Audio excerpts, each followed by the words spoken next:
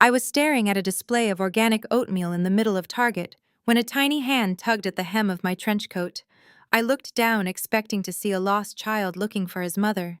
Instead, I saw a little boy, no older than 4, with deep brown eyes that made the blood in my veins run completely cold. They were my brother's eyes. The brother who died 3 years ago and supposedly never had any children. Aunt Lena. The boy whispered, his voice trembling as he clutched my leg. Daddy said you would find me one day. Before I could even process the shock of a stranger knowing my name, the boy reached into the pocket of his denim overalls and pulled out a crumpled photograph. He pressed it into my palm. I stared at the glossy paper, and the sterile fluorescent lights of the supermarket seemed to blur around me.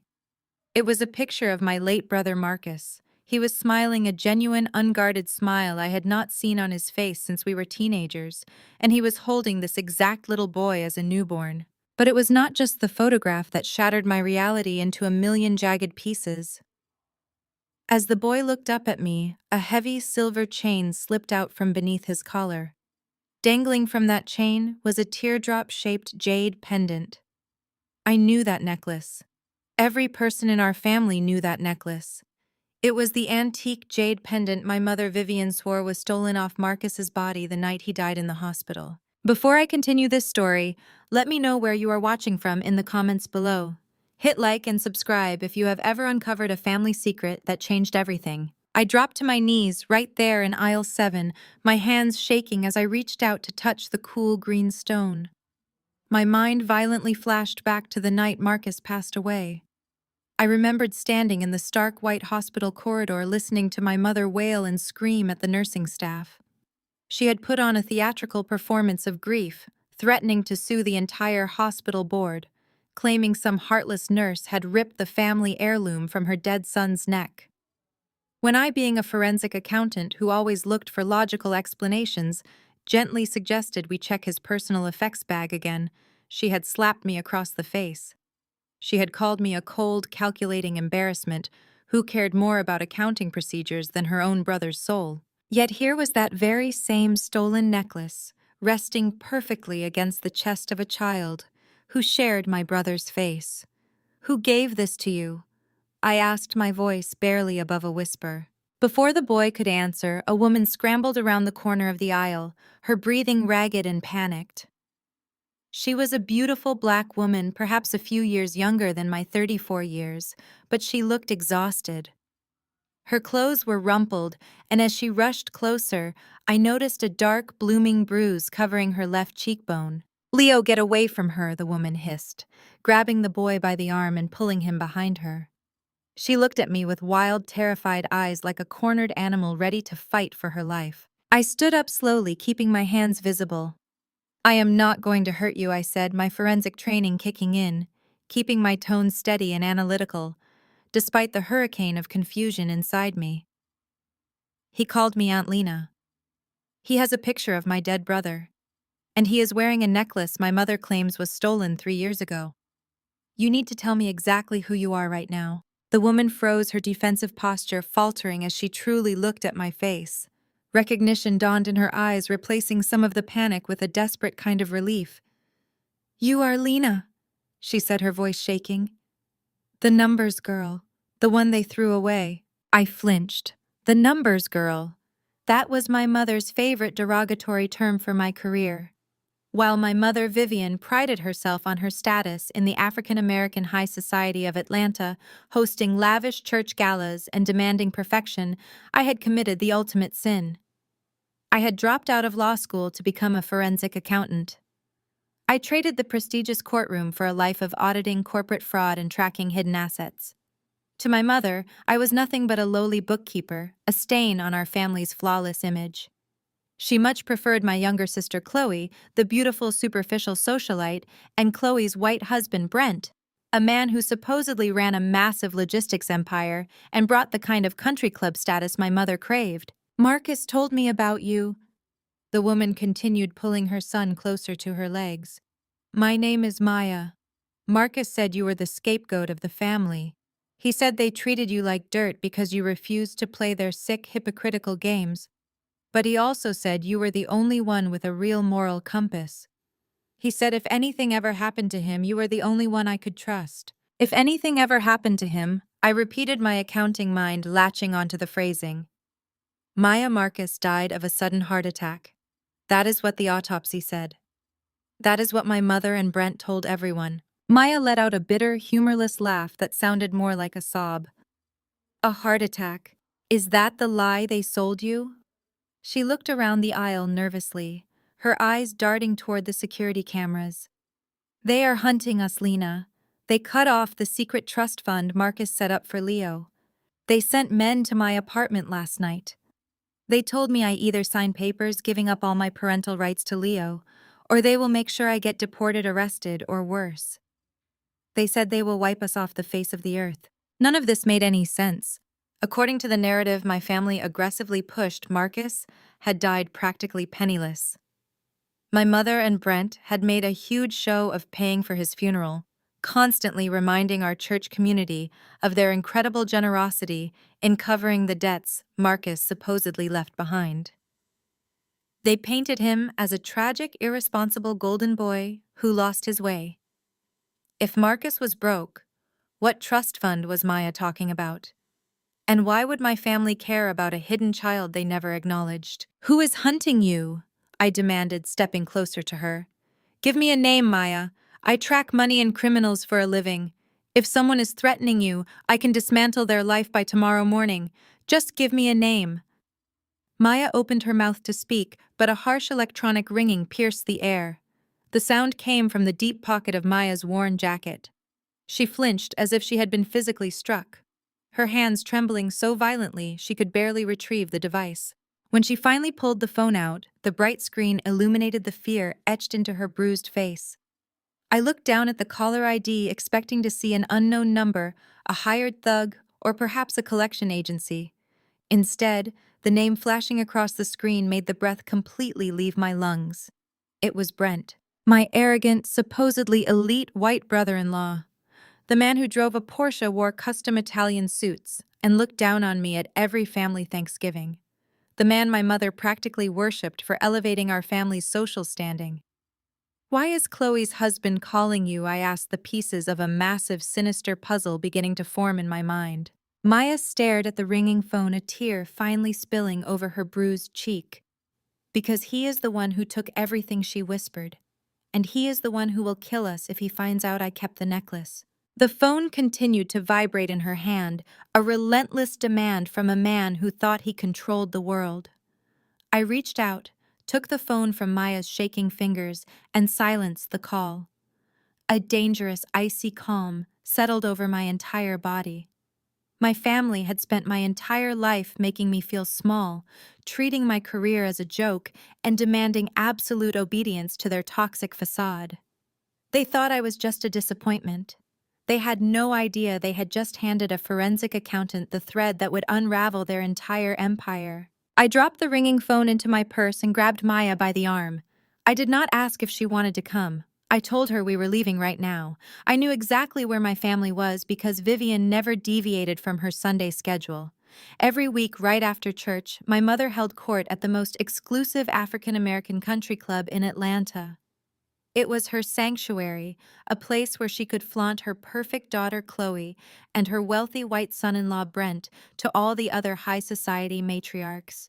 I marched through the heavy oak doors of the club, ignoring the maitre d' who tried to tell me the dining room was reserved for members.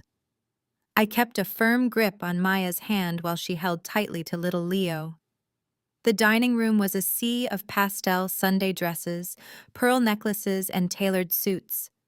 And right in the center, seated at the best table by the floor-to-ceiling windows, was my family. Vivian was sipping a mimosa, her hair perfectly coiffed. Chloe was laughing at something Brent had just said, her designer purse resting on an empty chair. I walked straight up to their table and slammed the crumpled photograph of Marcus and Leo right down onto the pristine white tablecloth, knocking over a crystal water glass. The glass shattered. The entire dining room went dead silent. Vivian jumped back, her eyes darting frantically around the room to see who was watching before she even looked at the photo. Her face twisted into a mask of pure venom as she glared up at me. "Are you out of your mind?"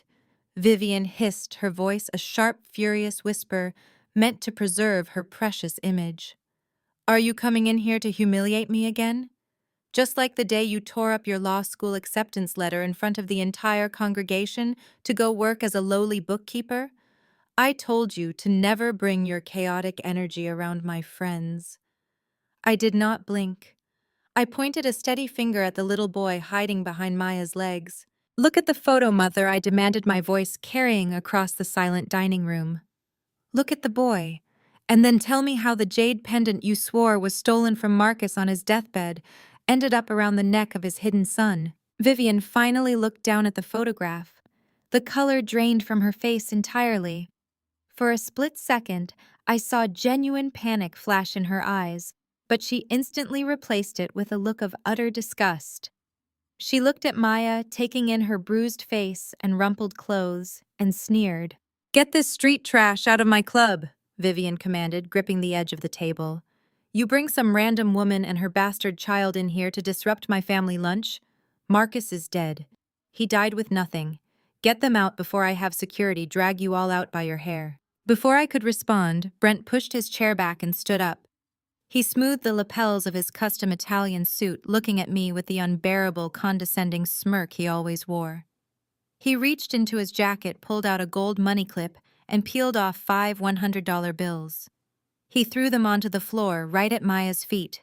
"Pick it up," Lena, Brent said, his tone dripping with arrogant authority. "Take the money, buy this woman a bus ticket back to whatever shelter she crawled out of, and leave my family alone.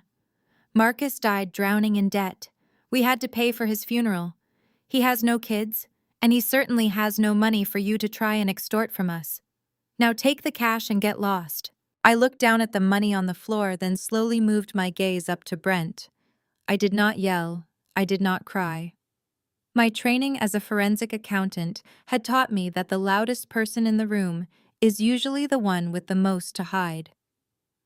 "I am not going to pick up your dirty money, Brent," I said, my voice completely flat.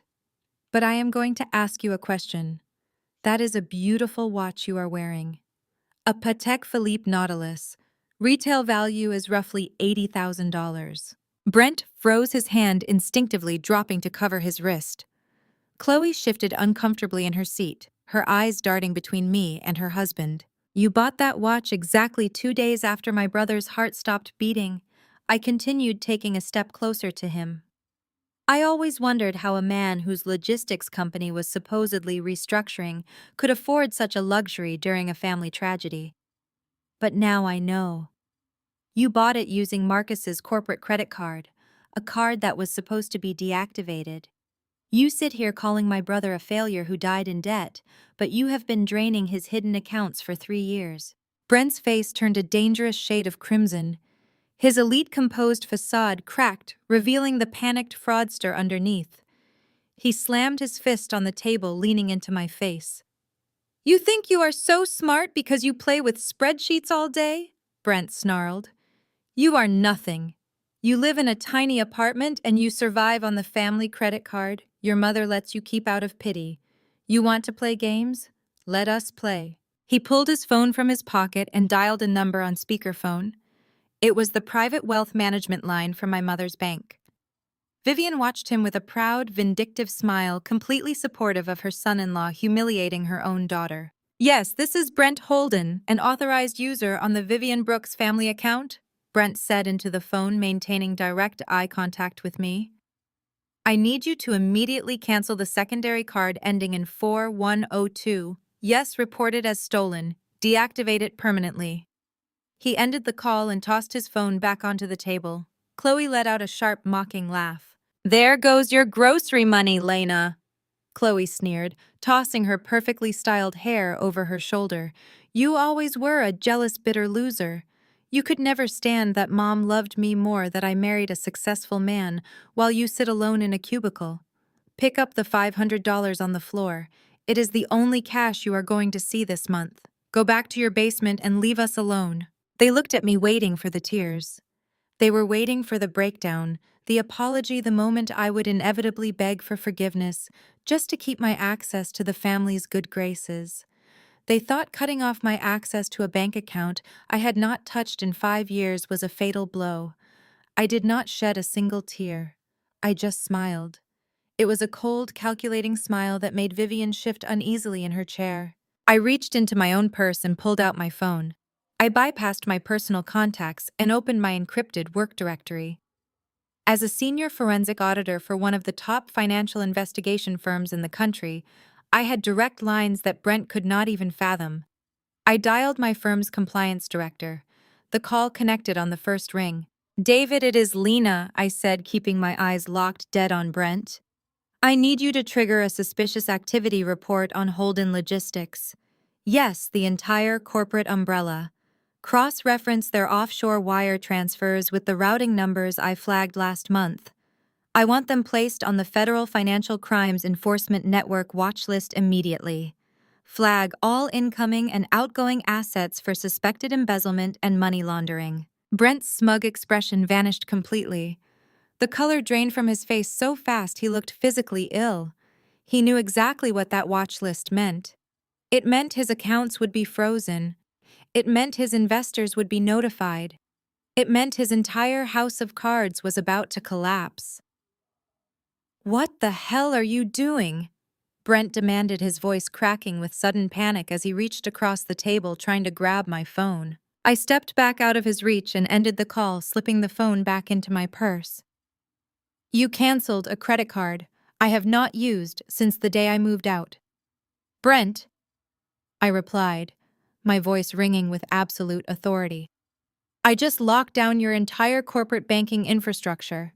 By tomorrow morning, every vendor you owe money to will get a notification that your assets are under federal investigation. You cut off my fake allowance. I just cut off your oxygen." Vivian stood up, her chest heaving with outrage, but I did not give her a chance to speak. I grabbed Maya's hand again. "Enjoy your brunch," I said to my mother. "It is the last meal Brent is going to be able to pay for." Brent stared at me, his chest heaving under his tailored Italian suit. The utter silence of the country club dining room was deafening. The surrounding wealthy patrons had stopped pretending to eat and were openly staring at our table. The arrogant smirk that Brent constantly wore had completely vanished, replaced by a flash of raw, unfiltered panic.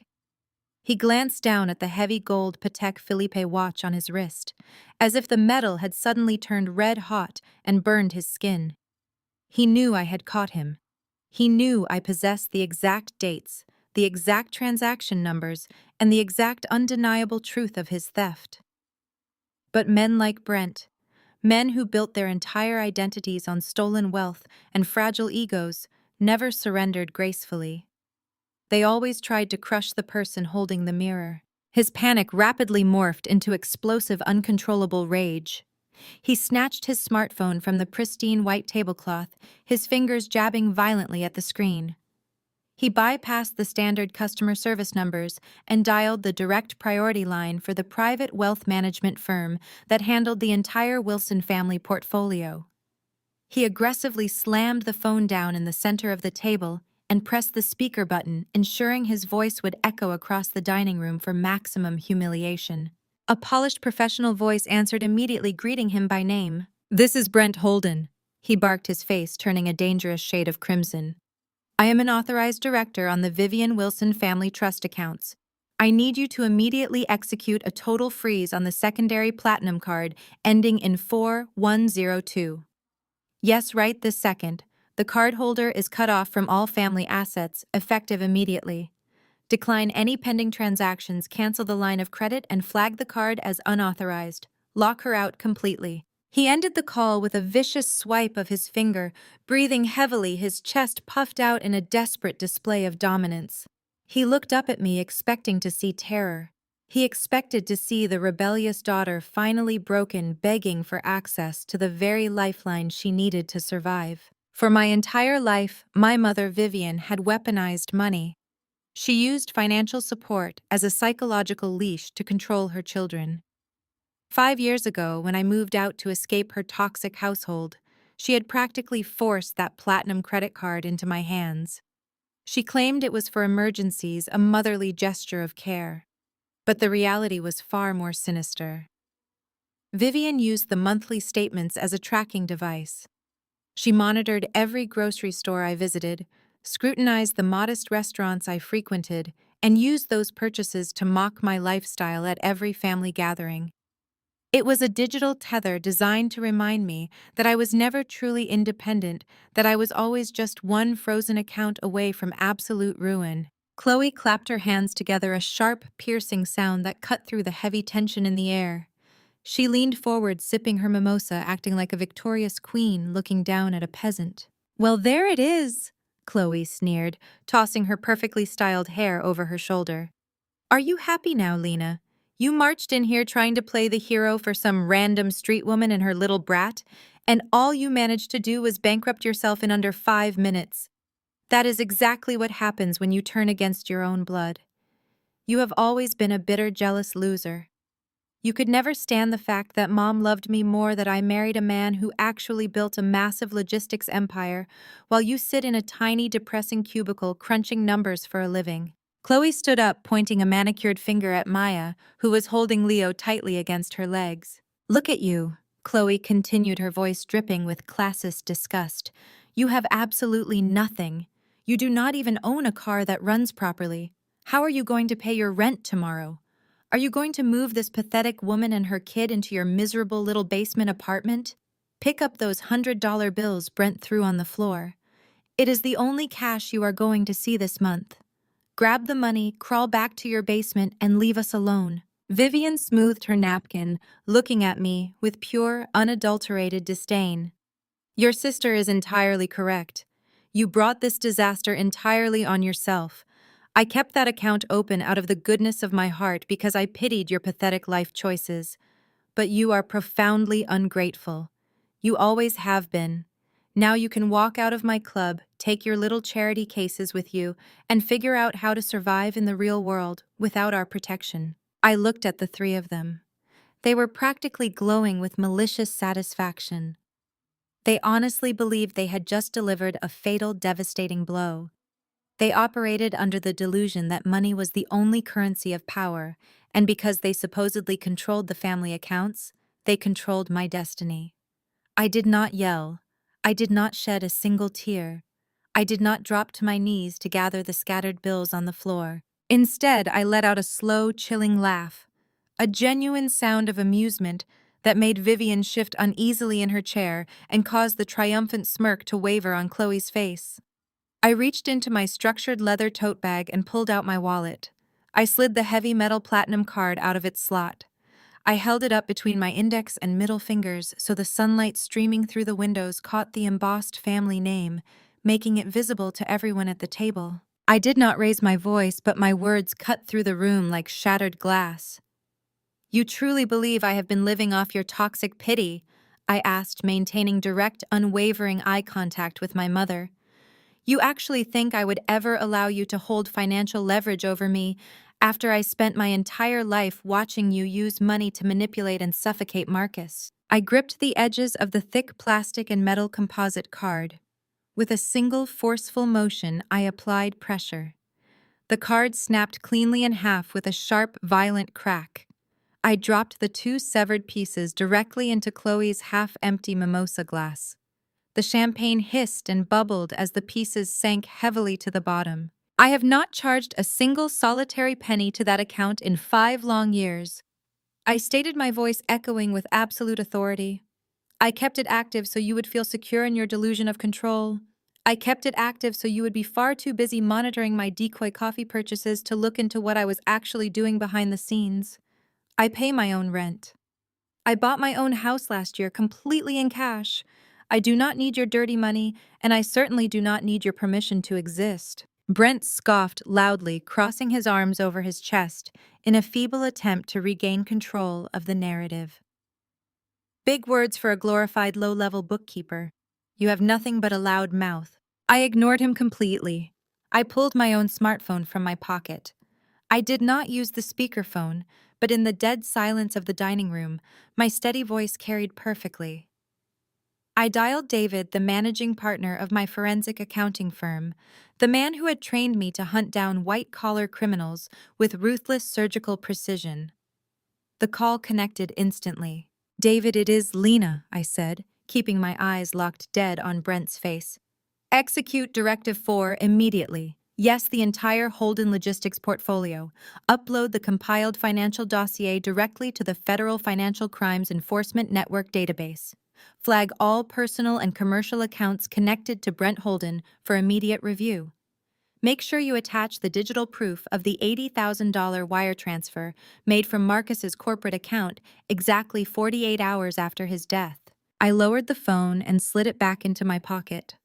I watched as the remaining color completely drained from Brent's face. The smug arrogance was obliterated, replaced by a chalky, sickly pallor. His eyes widened with a profound terror he could no longer mask behind his expensive suit. He knew exactly what those words meant. "You see, Brent," I said, leaning over the table so he could hear the absolute finality in my tone. "My firm has been building a comprehensive federal case on your fake logistics company for 6 solid months. We know about the offshore shadow accounts in the Cayman Islands. We know about the shell companies you meticulously used to funnel money out of my brother's startup. And as of 10 seconds ago, the federal government knows about every single one of them, too." I stepped back, standing shoulder to shoulder with Maya. "You are officially on the Federal Financial Crimes Watch list." I continued delivering the final devastating blow. "Your accounts are frozen. Your assets are locked. Your major investors are receiving notifications from federal agents right at this very moment. You just proudly canceled a credit card I never used, but I just permanently cut off your entire lifeline. Enjoy your brunch. It is the last meal you will ever be able to pay for." The fallout from the country club was immediate, but I did not have time to sit around and wait for Brent to panic. I had a promise to keep to my dead brother, and I had an empire of lies to dismantle. That evening, my sister Chloe was hosting her premiere art exhibition at a high-end gallery in downtown Atlanta. It was supposed to be the crowning achievement of her fake career as a visionary artist, funded entirely by the people she manipulated. I arrived at the gallery just after 8 o'clock. I did not wear the sensible drab suits my mother always claimed were the only thing suitable for a woman of my plain appearance. I wore a tailored emerald green gown that commanded attention the second I walked through the double glass doors. And I did not walk in alone. Maya walked right beside me. We had spent the afternoon getting her cleaned up. She wore a sleek black dress, her hair beautifully styled, the bruise on her cheekbone expertly concealed by makeup. She looked radiant, strong, and ready to face the family that had tried to erase her and her son from existence. The gallery was packed with Atlanta elite. Waiters circled the room with silver trays of champagne. Local politicians, wealthy investors, and members of my mother's church board were mingling around Chloe's oversized, aggressively colorful abstract paintings. Chloe was holding court near the center of the room, wearing a pristine white silk Dior dress soaking up the praise like a sponge. Then she saw me. The fake practiced smile vanished from Chloe's face. Her eyes locked onto Maya, and I watched the realization hit her. She knew exactly who Maya was. Brent must have called her in a blind panic after our brunch encounter. Chloe grabbed a full glass of red wine from a passing waiter and marched straight toward us, her heels clicking furiously against the polished concrete floor. "You psychotic, jealous loser!" Chloe hissed, her voice rising above the soft jazz music playing in the background. "You just had to come here and ruin my night. You have always been obsessed with destroying me because you cannot stand that I have the life you never will. You are nothing but a bitter accountant who nobody loves." She raised the glass, her hand shaking with rage, and threw the dark red wine directly at my face. But growing up in this Brooks household meant you learned to anticipate erratic, violent behavior. I did not even blink. I simply took one fluid step to the left. The wine sailed right past me. But Chloe had thrown it with such force that her momentum carried her forward. She slammed directly into a waiter walking behind me, carrying a massive tray of drinks. The collision was spectacular. The tray tipped, and a dozen glasses of red wine and sticky champagne cascaded downward, pouring entirely over Chloe. The dark liquid instantly stained her expensive white Dior dress, soaking it through and leaving her looking like a dripping, humiliated mess. The entire gallery gasped. The jazz music seemed to fade away as dozens of wealthy patrons turned to stare at the socialite standing in a puddle of ruined alcohol and shattered glass. Chloe shrieked, looking down at her ruined dress in absolute horror. "You did that on purpose!" she screamed, pointing a trembling, wine-stained finger at me. "Someone call security and get this trash out of my gallery right now." I ignored her screaming. I calmly stepped around the puddle of glass and walked straight toward the centerpiece of the entire exhibition. It was a massive, chaotic canvas, hanging on the back wall, illuminated by a spotlight. Next to the painting was a small gold plaque with a bright red sticker indicating it had already been purchased. I turned to face the crowd, raising my voice just enough to carry across the silent staring room. "It is absolutely fascinating how your art career suddenly skyrocketed 3 years ago, Chloe," I said, my voice echoing off the gallery walls, right around the exact time our brother Marcus died. Brent came rushing through the crowd, his face sweating profusely, looking like a man who was moments away from a massive heart attack. He grabbed Chloe by the arm, trying to pull her away, but she was too busy glaring at me to move. I stepped closer to the gold plaque and tapped it with my fingernail. "This piece sold tonight to an anonymous collector for $150,000, I announced to the room. A remarkable achievement for a self-taught artist.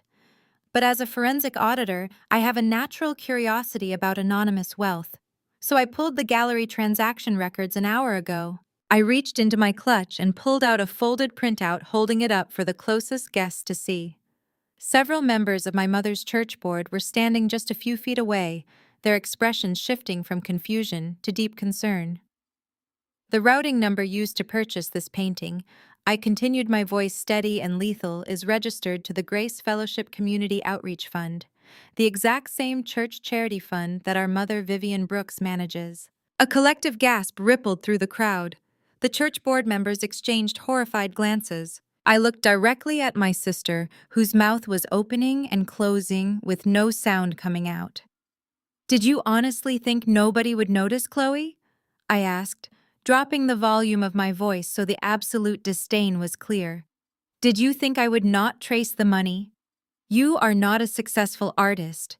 You are buying your own mediocre paintings using church charity money to launder the cash your husband embezzled from our dead brother's company. You are a fraud, and your entire life is funded by theft." The silence in the gallery was absolute. You could hear a pin drop. Brent was aggressively whispering into his phone, likely calling his lawyers, while the church investors began aggressively questioning the gallery manager. I had just detonated a financial bomb in the middle of their perfect high society world, and the blast radius was inescapable. I turned to Maya, giving her a reassuring nod. We had done what we came to do. It was time to leave them to the wreckage. But before I could take a single step toward the exit, the crowd violently parted. Vivian stormed through the guests, her face contorted into a mask of unprecedented fury. She did not yell. She did not offer a polished excuse to her wealthy friends. She lunged forward with terrifying speed, raising her hand high in the air. The sound of the slap cracked like a gunshot across the silent gallery. The sharp sting radiated across my left cheek, instantly followed by the metallic taste of blood pooling in the corner of my mouth. My head snapped to the side from the sheer force of the impact. Maya gasped and immediately lunged forward to intervene, her hands reaching out to shield me, but I swiftly held up my right arm, flattening my palm to stop her. I did not want anyone else fighting my battles. The gallery, which had been buzzing with the scandalized whispers of Atlanta's elite just seconds prior, fell into a suffocating graveyard silence. Vivian stood breathing heavily, her diamond bracelets clinking against her wrist as her hand dropped back to her side. But my mother was a master manipulator, and she knew the optics of what she had just done were terrible. So right in front of the horrified church board members and the wealthy investors she spent her life trying to impress, Vivian executed the most flawless, sickening pivot I had ever witnessed. Her features crumpled, her eyes filled with rapid manufactured tears. She brought a trembling hand to her chest, clutching her pearls as if she were the one who had just been assaulted. "Look at what you have reduced me to," Vivian cried out, her voice echoing with a perfectly calibrated theatrical sob. She turned to the crowd, casting her gaze toward the wealthiest patrons in the room, playing the tragic victim to perfection. "Please, everyone, you must forgive my daughter. She is sick. She is a deeply troubled, rebellious girl who has spent her entire life trying to tear this family apart out of sheer spite." Chloe, still dripping with red wine and champagne, stepped up beside her mother, nodding vigorously. Brent hovered behind them, his face pale, but clearly relieved that Vivian was taking the heat off his financial crimes. "She is obsessed with ruining us," Vivian sobbed louder, projecting her voice so the church elders could hear every word. She has always been bitterly jealous of Chloe, and she is especially jealous of Brent. She cannot stand that her sister married a brilliant, successful white man who actually elevated this family. She resents Brent's talent. She resents his ambition. She is trying to destroy a good man's reputation tonight simply because she is a miserable, lonely accountant who could never land a husband of his caliber. She comes in here to her own sister's beautiful exhibition and fabricates these horrific lies about money laundering just to steal the spotlight. The crowd began to murmur again. A few of the older society ladies nodded in sympathy toward Vivian. Gaslighting was my mother's primary weapon, and she was wielding it with expert precision. She was trying to turn my forensic evidence into the ravings of a hysterical, jealous spinster. I slowly turned my face back to the center of the room. I did not rub my stinging cheek. I lifted the back of my hand and calmly wiped the smear of blood from my lower lip. I looked at the crimson stain on my skin, and then I looked directly into my mother's fake, tear-filled eyes. I smiled. It was not a smile of amusement. It was the smile of a woman who had just watched her enemy walk blindly into an open grave. "You know, Mother," I said, my voice carrying a terrifying, icy calm that instantly silenced the murmuring crowd. "This slap feels exactly like the one you gave me 8 years ago. You remember that day, do you not?" Vivian's fake tears hitched. Her eyes widened, the panic returning sharper this time. "Stop talking, Lena," she hissed under her breath. I took a slow, deliberate step forward. I remember it vividly. I continued, making sure every investor, every gallery patron, and every church elder could hear my crisp, clear enunciation. I was 19 years old. I had just opened your desk drawer to find my bank statements, the college tuition savings account that my father had set up for me before he died. The account you were supposed to be guarding. I found out that you had completely drained every single penny of my tuition money. And do you remember what you used it for, Mother? "Shut your mouth right now," Brent growled, stepping out from behind Chloe. He tried to puff out his chest, attempting to intimidate me, but he looked like a terrified child playing dress-up. "You used my education fund to buy Brent a custom Mercedes-Benz as a wedding gift," I stated, the words slicing through the gallery like a scalpel. "You stole your own daughter's future to buy a luxury car for your brilliant, successful white son-in-law because you needed to prove to his wealthy parents that our family had money. And when I confronted you with the bank statements, you slapped me across the face, exact same angle, exact same force, and told me that my duty was to sacrifice for the family's image." A loud gasp erupted from the wife of the church's head pastor. She stared at Vivian with pure horror. "That is a lie," Vivian shrieked, dropping the weeping mother act completely. Her voice was shrill, desperate, and ugly. "She is a pathological liar. She is making all of this up because she hates us. Brent is a millionaire. He did not need a car from me. She hacked into our accounts. She is a criminal. Call the police. Arrest her." I let her scream. I let her flail. The more she panicked, the more guilty she looked to the wealthy crowd she so desperately wanted to impress. I did not raise my voice to match hers. I simply reached into the sleek leather clutch tucked under my arm. I did not pull out a weapon. I pulled out a single sheet of paper tightly sealed inside a clear laminated protective sleeve. I held the document up by the corner. "You are right about one thing, Mother," I said smoothly. "I do hack into accounts, but I do it legally with federal warrants because it is my job. And speaking of my job, I have one more gift for Chloe's big night."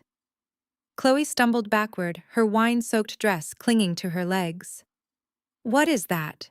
she asked, her voice trembling, her eyes fixed on the laminated paper. "This is an emergency asset freeze injunction, signed by a federal judge at 4 o'clock this afternoon," I explained, walking directly up to my mother and sister. "Since we have definitively tracked the stolen church charity funds directly into the purchasing accounts of this gallery, every single piece of art in this room is now considered evidence of money laundering and wire fraud." Brent let out a strangled sound, grabbing his hair. As of midnight tonight, I continued, my eyes locked on Chloe's terrified face. "This entire gallery is being seized by the federal government. Every bank account associated with your name, Chloe, is frozen. Your business license is suspended. The paintings you bought with stolen money will be confiscated as illicit assets. You cannot sell a single canvas. You cannot transfer a single dollar. Your brilliant artistic career is officially over." I stepped right into Vivian's personal space. She was trembling so violently I could hear her earrings rattling. I raised my hand and simply dropped the laminated document against my mother's chest. She was too stunned to catch it. The heavy paper slid down the front of her expensive dress and hit the concrete floor with a soft, final smack. "You should have let me keep my tuition money, Mother," I whispered, my voice meant only for her and Chloe to hear. "Because a law degree would have been a lot cheaper for you than a forensic accountant with a vendetta." I turned my back on my family without waiting for their response. I linked my arm through Maya's, and together we walked straight through the center of the gallery. The crowd of elite patrons actively parted for us, clearing a wide path toward the exit, staring at my family as if they were a disease. We stepped out into the cool Atlanta night air, leaving Vivian, Chloe, and Brent standing in the center of their shattered, fraudulent world. The cool Atlanta night air hit my face like ice water, instantly clearing the heavy atmosphere of the gallery from my lungs. I kept my arm firmly linked with Maya's, guiding her away from the flashing lights and frantic murmurs of the elite crowd spilling onto the sidewalk. Maya trembled slightly, but she held her head high, carrying little Leo against her chest. We had shattered the illusion, but I knew the cornered animals inside that building would not surrender quietly. We crossed the street toward the VIP parking structure. The concrete garage was dimly lit, the flickering fluorescent bulbs casting long, distorted shadows. My black Tesla Model S was parked in a secluded spot on the second level. I reached for my phone to unlock the doors, but a heavy set of footsteps echoed through the quiet garage. "Hold it right there," a harsh voice barked from the shadows. Brent stepped out from behind a massive pillar blocking our path. He was no longer the polished, arrogant executive. His tie was loosened, his jacket rumpled, and his eyes wild with the desperate energy of a man watching his empire burn. Flanking him on either side were two imposing security guards, their arms crossed, trying to look intimidating. Maya gasped, instinctively stepping back. I did not move. I positioned myself in front of her, staring Brent down with unwavering calm. "You think you can destroy my life and just drive off?" Brent snarled, marching closer. "You have no idea what I am capable of, Lena." "Are you planning to have me assaulted in a public garage, Brent?" I asked. "Because adding a violent crime to your federal money laundering charges seems counterproductive." Brent let out a harsh, manic laugh. "I am not going to touch you, but I am going to destroy her." He pointed a trembling finger at Maya. "I am going to sue this street trash for extortion. And with my family's power, I am going to make sure the courts see her as an unfit, manipulative addict. We are going to take that little bastard boy and throw him into an orphanage where he belongs. Leo is going into the foster system, and you will never see him again." Maya let out a muffled sob of pure terror. But my heart rate did not elevate. Brent was playing right into my hands. "You cannot take Leo," I said steadily. "You have no legal standing, no biological connection, and absolutely no rights." "That is where you are wrong, you arrogant bookkeeper," Brent sneered triumphantly. He reached into his jacket and yanked out a folded piece of heavy parchment paper, thrusting it into the air. "This is a legally binding child custody authorization. It was signed by Marcus himself right before he died. It explicitly grants full guardianship of his son to my wife and me, declaring the mother unfit. We have the legal right to take him right now." He shoved the paper closer, expecting me to crumble. He forgot one crucial detail. I was a senior forensic auditor. My entire existence revolved around finding the invisible flaws in forged documents. I did not panic. I pulled out my phone, turned on the bright LED flashlight, and grabbed the edge of the paper. I scanned the text, my eyes jumping past the legalese directly to the signatures and the notary stamp at the bottom of the page. I stared at the blue ink, and then I started to laugh. It was a cold, mocking laugh that echoed loudly against the concrete walls. Brent's smirk wavered. "What is so funny?" he demanded, his voice cracking with sudden uncertainty. I shook my head, shining the flashlight directly into his panicked eyes. "Brent," I whispered, dripping with condescension. "I always knew you were arrogant, but I never realized you were this profoundly, unbelievably stupid." "What are you talking about?" he yelled, trying to snatch the paper back. "Marcus died in November of 2023, I stated clearly, tapping my manicured nail against the embossed blue seal. "But you used a notary public whose commission seal is clearly registered and dated for January of 2024. Brent froze. The blood drained from his face. The two security guards exchanged confused, uneasy glances. "You forged a dead man's signature," I continued, my voice ringing with lethal authority. "And you were so rushed to create this fake custody document that you paid off a notary who didn't even have an active commission at the time of my brother's death. This stupid piece of evidence did not just fail to scare me, Brent. It just secured you an automatic 5 years in federal prison for document forgery, right on top of the decades you will serve for embezzlement." Brent stared at the notary seal, his mouth opening and closing like a suffocating fish. The reality of his colossal mistake crashed down on him. The sheer, overwhelming panic finally shattered his remaining sanity. With a guttural roar of absolute rage, he lunged forward, fists raised, preparing to physically attack me, but he never made contact. As he lunged, my black Tesla sensed the aggressive sudden movement. The car's sentry mode activated instantly. The headlights flared to life with blinding high-beam intensity, bathing Brent and the guards in stark white light. The massive center console screen inside the car lit up, displaying a bright red recording symbol, actively capturing every single second of the altercation through its multiple high-definition dash cameras. Brent stopped dead in his tracks, shielding his eyes from the blinding headlights. "Smile for the federal prosecutors, Brent," I said, pointing to the cameras mounted on the vehicle. "You just committed attempted assault on camera, holding a forged legal document." Brent stared at the recording cameras, the fight completely draining out of him. He looked at me, then at the blinding lights, and finally realized it was entirely over. He spun around and sprinted frantically into the darkness of the parking garage, leaving his two confused security guards standing behind him. I unlocked the car, ushering Maya and Leo into the safety of the back seat, knowing the war was finally won. I pulled the Tesla out of the parking garage and merged onto the bustling Atlanta highway, leaving the flashing lights of Chloe's ruined art exhibition far behind us. The silence inside the car was thick, but it was no longer heavy with fear. It was the quiet, stabilizing calm of a storm that had finally broken. I glanced in the rearview mirror. Maya was holding Leo tightly against her chest, her eyes wide as she watched the city lights blur past the tinted windows. She had spent the last 3 years running from the shadow of my family, terrified of the power Vivian and Brent wielded. Tonight, she had watched me dismantle that power in under 10 minutes. "I am taking you to a secure corporate hotel suite booked under my firm's name," I said, keeping my eyes on the road. "Brent will not be able to track you there. Tomorrow morning, we are going to find out exactly what Marcus left behind."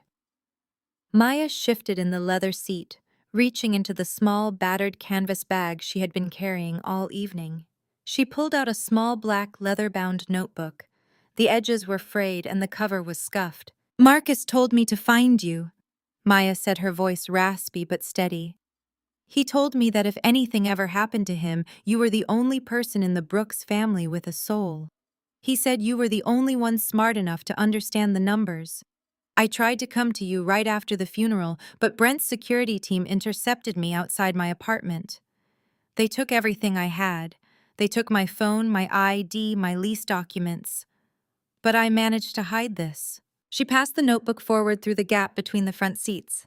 I took it, resting it on the center console. Marcus said the notebook contained the map. Maya continued gently stroking Leo's hair as the toddler drifted to sleep against her shoulder.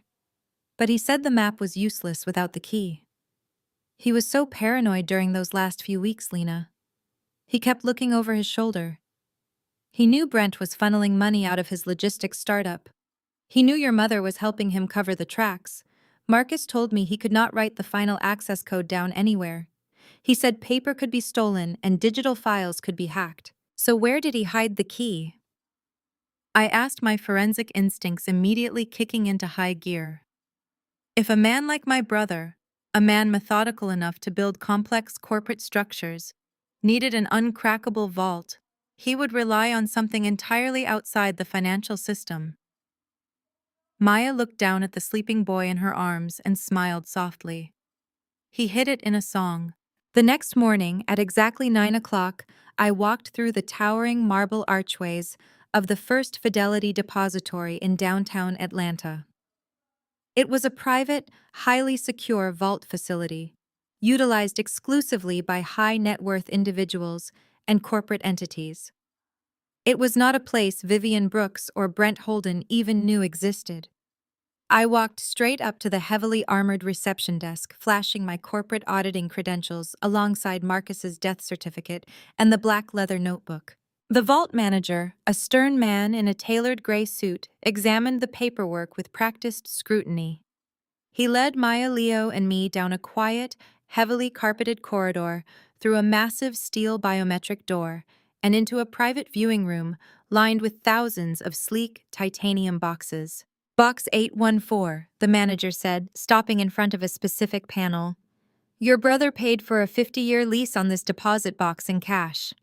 However, as per his strict security directives, the physical key is only the first step.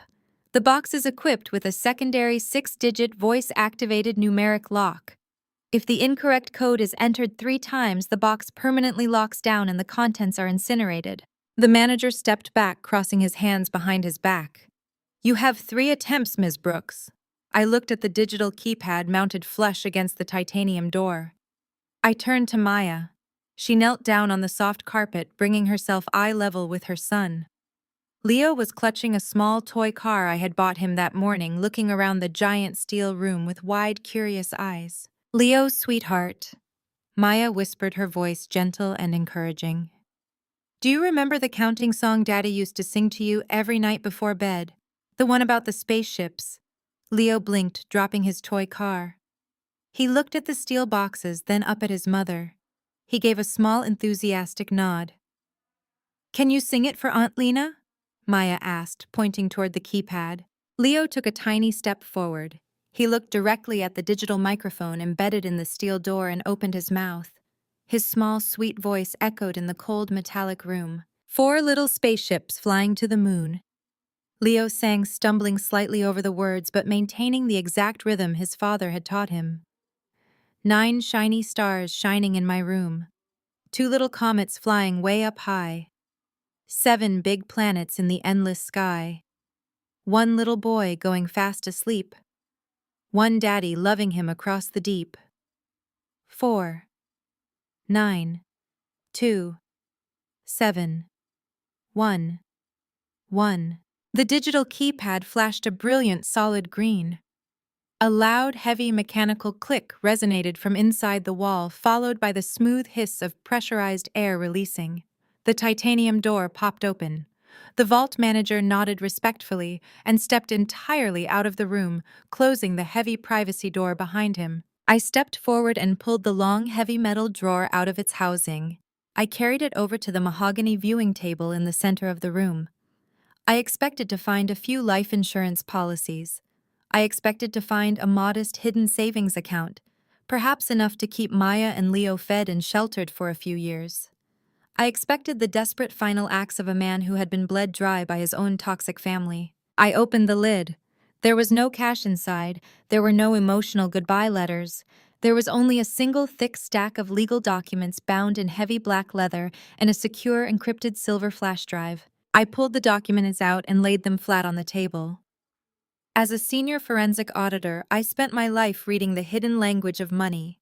I knew how to trace shell corporations, how to unmask dummy accounts, and how to track offshore wires. I flipped open the first page, my eyes scanning the dense legal terminology, moving rapidly down to the asset declaration schedules. My breath caught in my throat. I stared at the numbers printed on the page, completely paralyzed. Lena, Maya asked, stepping closer, her voice laced with sudden worry. What is it? What did he leave us? Is it bad?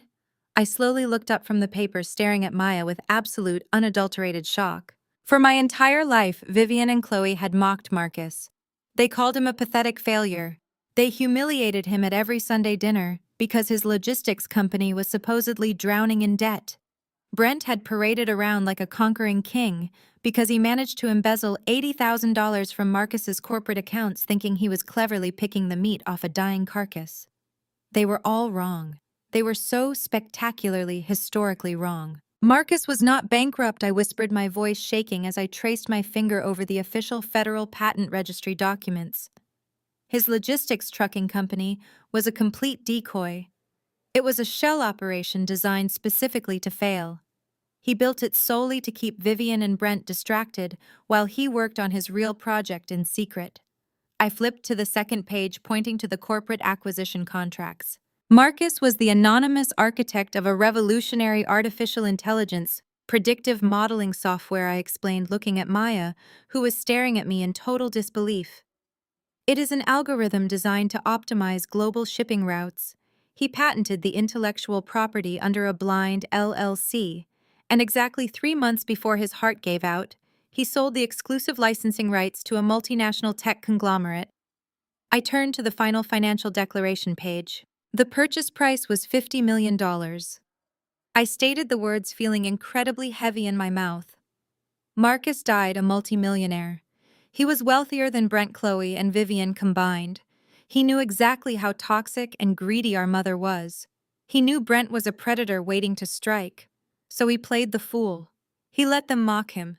He let them steal the decoy pennies so they would never come looking for the actual gold. Maya covered her mouth with both hands, a silent sob racking her shoulders as she looked down at the documents. Marcus orchestrated his own financial disappearance to protect the two people he actually loved. I turned to the final, thickest packet of papers in the box. The legal trust framework. Marcus had taken the entire $50 million and locked it inside an ironclad, impenetrable blind trust. It was a financial fortress. Vivian could not touch it. Brent could not sue for it. Chloe could not even perceive it. The sole uncontested beneficiary of the $50 million fund was Leo. But a minor cannot control a trust. A blind trust requires an executor, a trustee, who holds the ultimate discretionary power to manage the assets, distribute the wealth, and legally crush anyone who attempts to challenge the estate. I flipped to the final page, looking for the name of the corporate lawyer Marcus had hired to manage the empire. There was no lawyer listed. The designated trustee. The person granted absolute dictatorial financial control over the $50 million estate was written in bold black ink. Lena Brooks. I stared at my own name on the page. My mother had spent her entire life trying to control me with a pitiful allowance and a fake platinum credit card. Brent had tried to destroy me by canceling my grocery money. They thought they held the power. They thought they owned the world. I slowly closed the leather folder. I looked at Maya, who was wiping tears from her cheeks, and then I looked at Leo, who was happily rolling his toy car across the mahogany table. I was no longer just a forensic accountant hunting down Brent's pathetic embezzlement schemes. I was the executor of an empire. I officially held the financial life and death of the entire Brooks family right in the palm of my hand. The weekend passed in a blur of encrypted emails, secure bank transfers, and ruthless legal filings. As the sole trustee of the $50 million Marcus Brooks Trust, I possessed the ultimate unchecked authority to execute the financial directives my brother had laid out. He had meticulously documented every cent Brent stole, every fraudulent charity write-off Chloe claimed, and every family account Vivian had manipulated. Marcus had handed me the nuclear codes. All I had to do was turn the key. By exactly 8 o'clock on Monday morning, the trap was fully set. The execution was flawless, silent, and absolute.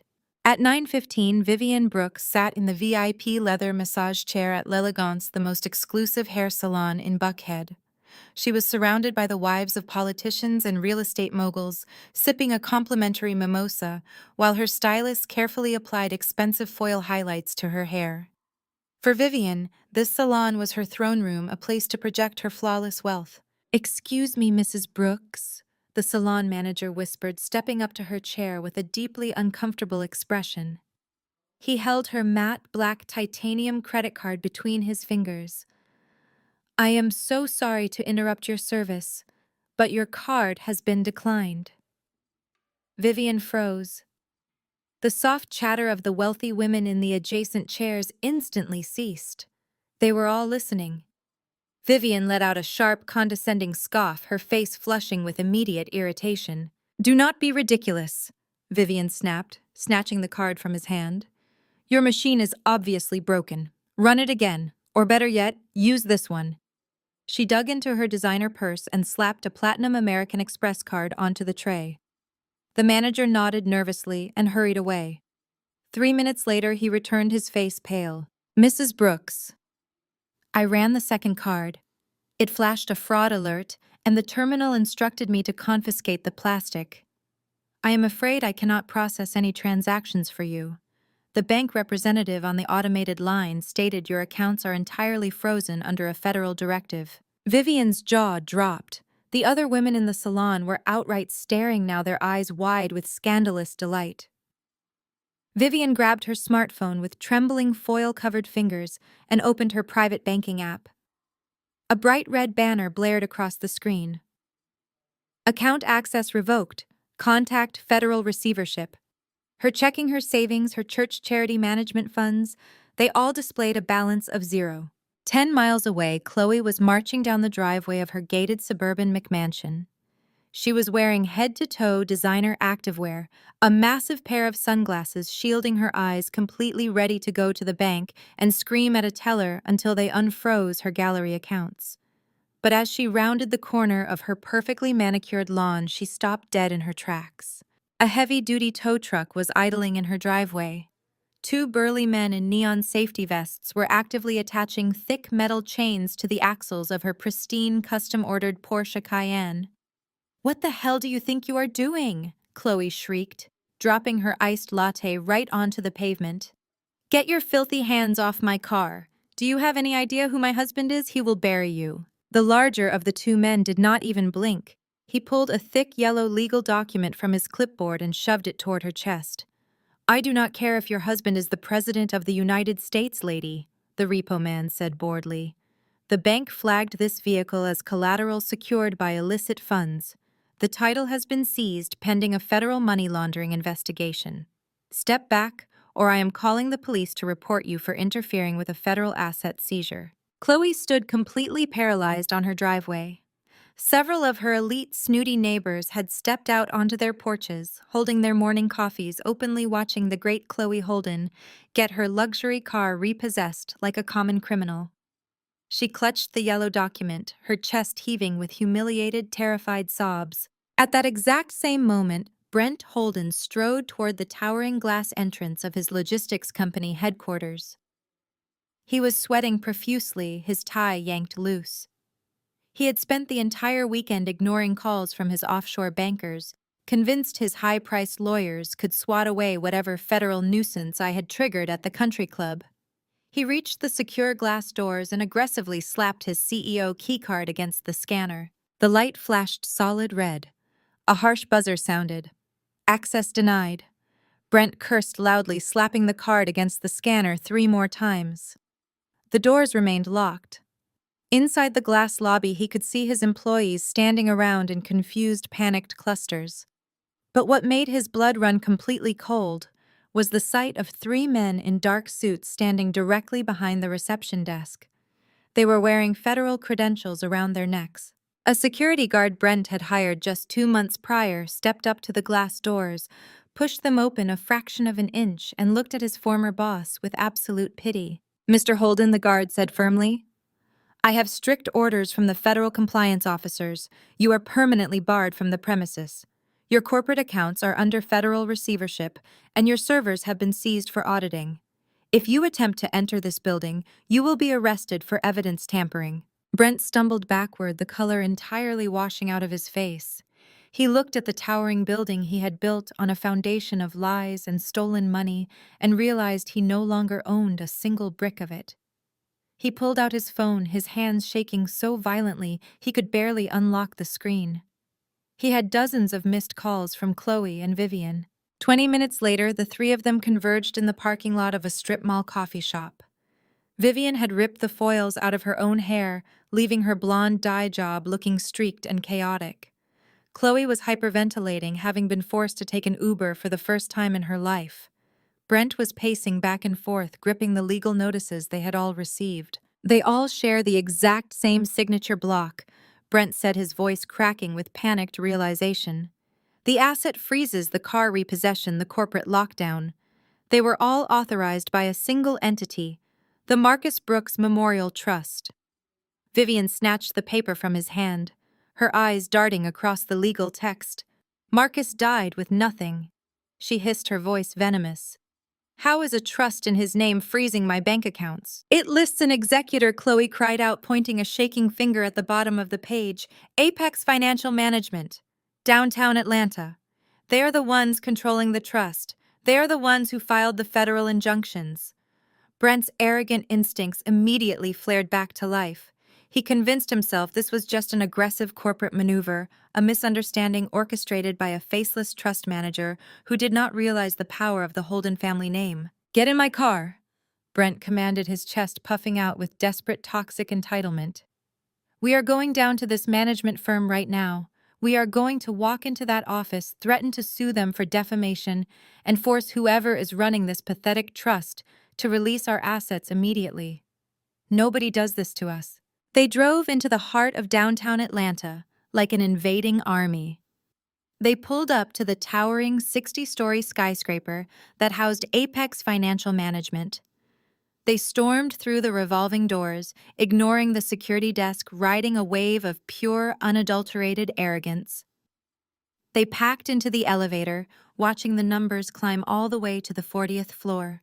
The elevator doors slid open to reveal a massive, ultra-modern reception area. Vivian marched straight past the stunned receptionist, throwing the glass security doors open and leading Brent and Chloe down the hallway toward the corner executive suite. The gold lettering on the heavy mahogany doors read, "Chief Executive Trust Manager." Brent kicked the door open without knocking. "Listen to me very carefully," Brent barked, storming into the vast, sunlit office. "You have exactly 3 seconds to lift the illegal freezes on my company and my family's accounts before I have you thrown in federal prison for targeted financial harassment." The office was breathtaking, with floor-to-ceiling windows overlooking the entire Atlanta skyline. Behind a massive slab of polished marble that served as a desk, a high-backed leather executive chair was facing the windows, turned completely away from the door. At the sound of Brent's voice, the leather chair slowly began to swivel around. I sat comfortably in the center of the chair, dressed in a sharp, immaculate black power suit. I uncrossed my legs and took a slow, deliberate sip from the porcelain espresso cup in my hand. I lowered the cup to the saucer, letting the delicate clink echo in the dead silence of the room. I looked at the three of them, taking in their disheveled clothes, their panicked eyes, and their utter, profound shock. "Good morning, family," I said, a slow, razor-sharp smile spreading across my face. "Please take a seat. We have a lot of money to discuss." Vivian stared at me, her face cycling rapidly through shades of chalky white and mottled red. For a long-stretched moment, the sheer impossibility of the situation seemed to short-circuit her brain. Then the denial set in, violent and loud. She lunged forward, slamming her designer handbag onto my immaculate marble desk. "You psychotic, jealous little girl!" Vivian screamed, her voice shrill enough to rattle the floor-to-ceiling windows. She leaned over the marble surface, her eyes wide with a manufactured, theatrical rage. "You think this is funny? You think you can just break into a financial management firm, sit in an executive chair, and pretend you have any power over us? I am calling the police right now. I am going to have you arrested for cyber terrorism. You hacked into their servers. You hijacked our bank accounts. You are a common criminal, Lena, and I am going to make sure you are locked away for the rest of your miserable life." Chloe stood trembling near the heavy mahogany door, clutching her empty designer purse against her chest like a protective shield. She looked frantically between her mother and me, the reality of her repossessed Porsche and frozen gallery funds tearing away her usual arrogant facade. "Make her fix it!" "Mom," Chloe whimpered, her voice cracking with desperation. "Make her give my car back. My gallery is completely locked down. I have vendors calling me. I have artists threatening to sue. She has to fix this right now or I am ruined." Brent ignored both of them. His survival instincts had kicked in, but they were entirely misguided. He paced the length of the expensive Persian rug, his chest heaving as he yanked his smartphone from his pocket. His thumbs aggressively jabbed at the screen. "I am not playing these childish games with a glorified bookkeeper," Brent snarled, pressing the phone to his ear. "I am calling Harrison. We are going to bury you in so many lawsuits you will not see daylight until you are 80. You just committed federal wire fraud, Lena. Harrison will have a judge throw you in a holding cell before lunch. You messed with the wrong man." I leaned back in the high-backed leather chair, steepled my fingers, and watched them flail. I did not raise my voice. I did not exhibit a single ounce of anger. I let them exhaust their manic energy, watching them drown in the rising tide of their own inevitable destruction. The silence from my side of the desk was infuriating to them. It was a mirror reflecting their absolute lack of control. Brent pulled the phone away from his ear, staring at the screen with a deep, furious scowl. The call had gone straight to voicemail. He dialed again, pressing the phone back to his ear, his pacing growing more frantic. He waited. He cursed under his breath. He hung up and dialed a third time, pacing faster across the rug. I took a slow, deliberate sip of my espresso, letting the rich, dark flavor settle on my tongue. I gently placed the delicate porcelain cup back onto its matching saucer with a soft, final clink. "Your lawyer just filed his resignation this morning, Brent," I stated calmly. Brent froze mid-step. The phone slipped slightly in his sweaty grip. He stared at me, the color rapidly draining from his face, leaving behind a sickly grayish pallor. I smiled, leaning forward to rest my forearms on the cool surface of the marble desk. "Harrison is a shark, but he is a smart shark." I continued, my voice carrying a terrifyingly even conversational tone. "I sent a courier to his office at 6 o'clock this morning with a beautifully bound portfolio. It contained the tracing numbers of the $80,000 you siphoned from Marcus's company, the fraudulent invoices Chloe used to launder it through her art gallery, and the wire transfer logs showing the money landing in Vivian's offshore accounts." When Harrison saw the undeniable hard-coded digital trail, he realized defending you would result in his own disbarment. He dropped you as a client an hour ago. You are entirely alone. Vivian gasped, stepping back from the desk as if the marble had suddenly burned her. Her hands flew to her mouth. "Mother," I said, shifting my gaze to the woman who had spent my entire existence making me feel infinitely small. "I remember a specific conversation we had at the country club 3 years ago. Do you recall it? You were drinking a mimosa, telling your wealthy friends that my profession was nothing but a lowly snooper. You called me a pathetic pencil pusher.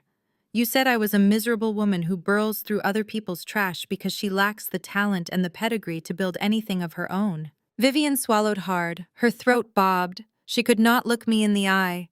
"Guess what?" I asked, tilting my head slightly. "This lowly, pathetic pencil pusher just legally locked down $50 million of Marcus's hidden assets. I am the sole, unchallengeable executor of the blind trust. I control every single penny Marcus left behind. I control the funds you desperately need to maintain your fake, hollow lifestyle." I stood up, smoothing the front of my suit jacket, and walked slowly around the desk. I stopped right in front of Brent, forcing him to look at me. The arrogant, condescending executive who had belittled me at family dinners for years was now visibly shaking. Sweat beaded on his forehead, rolling down his temples and soaking into the collar of his expensive dress shirt. "And as for that desperate, pathetic stunt you pulled in the parking garage last night," I whispered, my eyes locked onto Brent's terrified gaze. That forged custody document you tried to use to steal Leo. The one with the fake notary seal. Brent took a step backward, his breath coming in short, erratic gasps. That document, along with a comprehensive forensic timeline of your embezzlement, is already sitting on the desk of the director of the FBI at the Atlanta branch. I said, delivering the final, fatal blow. I triggered the federal injunctions at midnight. They are coming for you, Brent. They are coming for your house, your accounts, and your freedom. You are going to federal prison. The silence that followed was absolute. The reality of the situation finally breached the thick walls of Brent's denial. He was not just broke, he was a wanted man. The sheer magnitude of his incoming ruin shattered his carefully constructed facade. The sophisticated, successful businessman vanished, replaced by a cornered, vicious animal. Brent began to sweat profusely. He ran his shaking hands through his perfectly styled hair, ruining it. His eyes darted around the room, looking for an exit, looking for a scapegoat, looking for anyone to absorb the blame for his catastrophic failure. He slowly turned his head to look at Chloe, who was weeping silently by the door. Then he looked at Vivian. His expression twisted into a mask of pure, unadulterated disgust. "This is your fault!" Brent roared, his voice cracking with panic and rage. He pointed a trembling finger directly at Vivian's face. "You brought me into this. You told me Marcus was a moron. You told me his company was bleeding cash and that no one would notice a few missing invoices. You told me you had it all under control." "Brent," Vivian stammered, stepping back, her hands raised defensively. "Keep your voice down. We can figure this out. We can negotiate with Lena. We can make a deal." "Negotiate?" Brent screamed, his face turning a dangerous shade of crimson. "There is no negotiation. She gave the files to the feds. My life is over because I listened to a washed-up, greedy old woman who could not even afford her own hair appointments." "Brent!" Chloe cried out, stepping between her husband and her mother. "Stop it. You are scaring me. We are family. We have to stick together. We have to." "Family?" Brent spat the word out as if it were poison. He turned his vitriol entirely onto Chloe, his eyes blazing with a vile, deeply ingrained bigotry that he had always kept hidden beneath his polished exterior. "You think I ever wanted to be part of this pathetic, dysfunctional street trash family? I only married you because your mother promised me a fast track to wealth. I come from a real legacy. My family built this city. You people are nothing. You are uneducated, low-class garbage masquerading as high society." Chloe gasped, clutching her chest as if she had been physically struck. The racist, classist venom pouring from her husband's mouth completely dismantled her reality. The man she thought loved her had just exposed his true repulsive nature. "You manipulated me." Brent continued, his voice echoing through the suite, desperate to rewrite the narrative to absolve himself of guilt. "You and your conniving mother dragged me down into the mud with you. You forced me to take that money to fund your ridiculous failing art gallery. You are a talentless hack, Chloe. You could not sell a painting to a blind man without my money propping you up. I am going to tell the federal agents everything. I am going to testify that you two masterminded the entire embezzlement scheme. I will turn state's evidence against both of you to save myself." Vivian's survival instinct flared, entirely superseding her maternal instincts. She lunged forward, slapping Brent hard across the face. The sharp crack echoed through the room. "You spineless coward!" Vivian shrieked, her face contorted with rage. "You were the one stealing the money. You were the one who forged the custody document. I will swear under oath that you acted alone. I will throw you to the wolves before I let you drag me down." Chloe dropped to the floor, sobbing hysterically as her mother and her husband screamed vile threats at one another, violently tearing each other to shreds in their desperate bid for self-preservation. The illusion of their unified elite family was completely eradicated, replaced by a vicious, cannibalistic feeding frenzy. I walked back around to my side of the desk, comfortably taking my seat in the high-backed leather chair. I picked up my espresso cup and watched them destroy themselves, knowing the FBI was already on their way up the elevator. The FBI agents had arrived exactly 3 minutes after Brent stopped screaming. Watching him being hauled out of my executive suite in stainless steel handcuffs, weeping like an infant, was a highly satisfactory start to the week. Vivian and Chloe had fled the building the moment the agents flashed their badges, leaving Brent to take the initial fall. But I knew my mother. A woman like Vivian Brooks did not simply accept defeat. When she was cornered, she retreated to her safest stronghold, a place where her fabricated image was still treated as gospel truth. By Sunday morning, Vivian had activated her final line of defense. The Heritage Fellowship was a sprawling, opulent megachurch in the wealthiest suburb of Atlanta. It was a place where designer suits and luxury cars were as common as hymnals. For over a decade, Vivian had reigned supreme over the church's elite social circles, serving as the untouchable chairwoman of the Global Charity Committee. Maya and I sat in the back of my car, parked across the street from the massive cathedral. I watched the live stream of the Sunday service on my iPad. Vivian was standing at the grand acrylic podium, clutching a microphone with trembling hands. She was dressed in a conservative, expensive black dress, playing the role of the devastated, persecuted matriarch to absolute perfection. "Please, my brothers and sisters, I need your prayers this morning." Vivian sobbed, her voice echoing through the massive sanctuary and out of my tablet's speakers.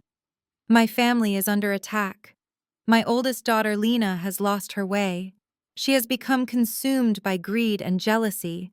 She used her skills as an accountant to illegally freeze our bank accounts, stealing the inheritance my beloved late son Marcus meant for our family." A collective gasp of sympathetic horror rippled through the congregation. Vivian wiped a carefully placed tear from her cheek. "She is working with a manipulative woman, an addict who is trying to steal my grandson." Vivian continued, her voice hitching flawlessly. "Lena has left me destitute, targeting my daughter Chloe and wrongfully accusing my son-in-law of terrible things. She is trying to destroy our good name. I ask that you stand with us. Do not let her poison this community. If you see her or this woman, Maya, turn them away. Protect our church from this evil." I locked the iPad screen and tossed it onto the leather seat. I looked at Maya. She was pale, but her jaw was set with quiet determination. "Are you ready to show them what real evil looks like?" I asked. Maya nodded. "Let us go to church." We walked through the towering double doors just as the head pastor, a distinguished man named Pastor Miller, was placing a comforting hand on Vivian's shoulder, thanking her for her brave testimony. The sanctuary was packed with over 2,000 people. The silence was profound, broken only by the soft manufactured sniffling coming from my mother. I did not sneak in. I pushed the heavy oak doors open with enough force that they banged loudly against the interior walls. Every head in the cavernous room snapped toward the back. I walked slowly and deliberately down the center aisle, the sharp click of my heels echoing against the polished marble floor. Maya walked right beside me. I carried a thick, leather-bound financial dossier in my right hand. The whispers started immediately rushing through the pews like a sudden wind. The congregation recognized me from Vivian's tearful description. They glared at us with righteous indignation, ready to defend their beloved charity chairwoman. Vivian froze at the podium. Her fake tears instantly dried up. Her eyes went wide, darting toward the security ushers standing at the edges of the room. "What is she doing here?" Vivian shrieked into the microphone, her voice shrill and panicked. "Pastor Miller, have her removed. She is trespassing. She is the one I just warned you about. Remove her immediately." Two burly ushers stepped into the aisle, blocking my path to the altar. I did not break my stride. I stopped exactly 1 foot away from them, holding up my federal auditing badge. "I am a senior forensic investigator acting under the authority of a federal mandate," I stated, my voice projecting clearly, without the need for a microphone. "If you lay a hand on me, you will be arrested for obstructing a federal inquiry. Step aside." The ushers looked at my badge, looked at Pastor Miller, and slowly backed away. I continued up the steps, walking directly onto the altar. Vivian scrambled backward, hiding behind the pastor. She looked like a cornered rat. "How dare you bring your toxic lies into the house of God?" Lena, Vivian hissed, trying to keep her voice low, but failing to realize the microphone on the podium was still picking up every word. "You have ruined Brent. You have ruined Chloe. You are not going to ruin me here." I ignored her entirely. I turned to Pastor Miller, a man who had always treated my mother with the utmost reverence. He looked deeply uncomfortable, caught between the sanctity of his service and the federal badge hanging from my lapel. Pastor Miller, I said, my voice carrying a terrifying icy calm that instantly silenced the murmurs of the 2,000 people watching us. My mother just asked this congregation for prayers because she claims she is a victim of financial theft. She claims she is destitute. She is a liar, Vivian screamed, pointing a trembling finger at me. Do not listen to a word she says. I held out the heavy leather-bound dossier, pressing it directly into Pastor Miller's chest. He had no choice but to take it. I am not asking you to listen to me, Pastor, I said smoothly. I am asking you to look at the numbers. Because numbers, unlike my mother, do not cry fake tears. What you are holding is a comprehensive certified forensic audit of the Heritage Fellowship Global Orphan and Widow Fund. The exact fund my mother has managed for the past 7 years. Pastor Miller frowned, looking down at the heavy document. Vivian let out a strangled, terrified gasp. She lunged forward desperately, trying to snatch the folder out of his hands, but I easily blocked her, catching her wrist and shoving her hand away. Do not touch that evidence, Mother, I commanded sharply. Pastor Miller opened the dossier. The first page was a clear, highlighted summary graph. As you will see on page 1, I continued, ensuring my voice carried to the back rows of the silent church. The donations collected from this generous congregation were supposed to build schools in developing nations and fund local women's shelters. But over the last 3 years, exactly $2.4 million has vanished from the primary holding accounts. A loud murmur of shock rolled through the congregation. Several prominent board members sitting in the front rows suddenly sat up very straight. That is impossible, Pastor Miller stammered, staring at the bank statements. Vivian has submitted pristine financial reports every quarter. She submitted forged reports, I corrected him, tapping the open page. Look at the routing numbers, Pastor. My mother set up a network of blind LLC shell companies, giving them names that sounded like legitimate charities. Global Youth Initiatives, Shelter Foundation Trust. But if you track the actual wire transfers, the money never left the country for charity. Where did it go? Pastor Miller asked, his voice trembling as he turned the page. I turned to look directly at Vivian. She was shaking so violently her knees were buckling. Page 4 shows $300,000 wired directly to a VIP account at a casino in Macau to cover Brent Holden's massive gambling debts. I stated the words, slicing through the sanctuary like a scalpel. Page 7 shows $500,000 funneled into Chloe Holden's failing art gallery to create fake sales and artificially inflate her success. And the remaining $1.6 million, that was used to pay the mortgages on Vivian's vacation homes, her luxury car leases, and the very designer dress she is wearing to play the victim for you today. The church erupted. The absolute silence was shattered by gasps of outrage, furious whispers, and shouts of disbelief. The wealthy patrons who had written massive checks to Vivian's charity committee were staring at her with pure, unadulterated disgust. The women who used to worship her social standing now looked at her as if she were a disease. Lies! It is all lies! Vivian shrieked, tears ruining her makeup. She looked frantically out at the crowd, her hands raised in a desperate plea. She hacked the bank. She fabricated these documents because she is jealous of me. She hates this family. I did not fabricate certified federal bank records, I replied, my voice echoing above the outrage. The same federal records that led the FBI to arrest Brent Holden in my office on Thursday morning. The same records that allowed me to legally freeze every single asset tied to your name. You are not a victim, Mother. You are a predator who stole from orphans to buy designer shoes. Pastor Miller snapped the dossier shut. His face was flushed red with righteous fury. He looked at Vivian, stepping away from her as if she were radioactive. Vivian, he said, his voice booming over the church sound system. Step down from this altar immediately. Vivian froze. Pastor, please, you know me. I said step down, he thundered. The church board will be reviewing these documents immediately, and we will be cooperating fully with federal authorities. Do not ever return to this sanctuary. Vivian stood completely paralyzed under the crushing weight of 2,000 furious stares. Her social empire, the only thing she truly valued in this world, had just been incinerated in front of a live audience. There was nowhere to hide. There was no one left to manipulate. I turned my back on her, linking my arm through Maya's once again. We walked back down the center aisle. This time the congregation actively parted for us, clearing the way. As we reached the heavy oak doors, Vivian finally broke. She collapsed onto the marble steps of the altar, her manicured hands gripping her hair as she let out a piercing, genuine scream of absolute defeat. The sound echoed off the stained glass windows, marking the total spectacular destruction of Vivian Brooks. The drive back to Buckhead was a suffocating vacuum of panic. Vivian gripped the steering wheel of her leased Range Rover so tightly, her knuckles turned entirely white.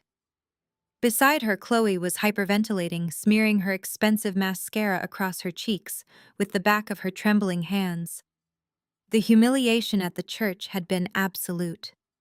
Vivian's phone resting in the cup holder was lighting up with rapid-fire notifications, angry texts from board members, notices of canceled club memberships, and venomous messages from the very women she had sipped champagne with just days prior. She ignored all of it. "We still have the estate," Vivian kept, repeating her voice a frantic, breathless chant. Her perfectly styled hair was now a chaotic mess. "We have the house. We have the physical assets. The banks can freeze the liquid cash, but they cannot take our home without a drawn-out legal fight.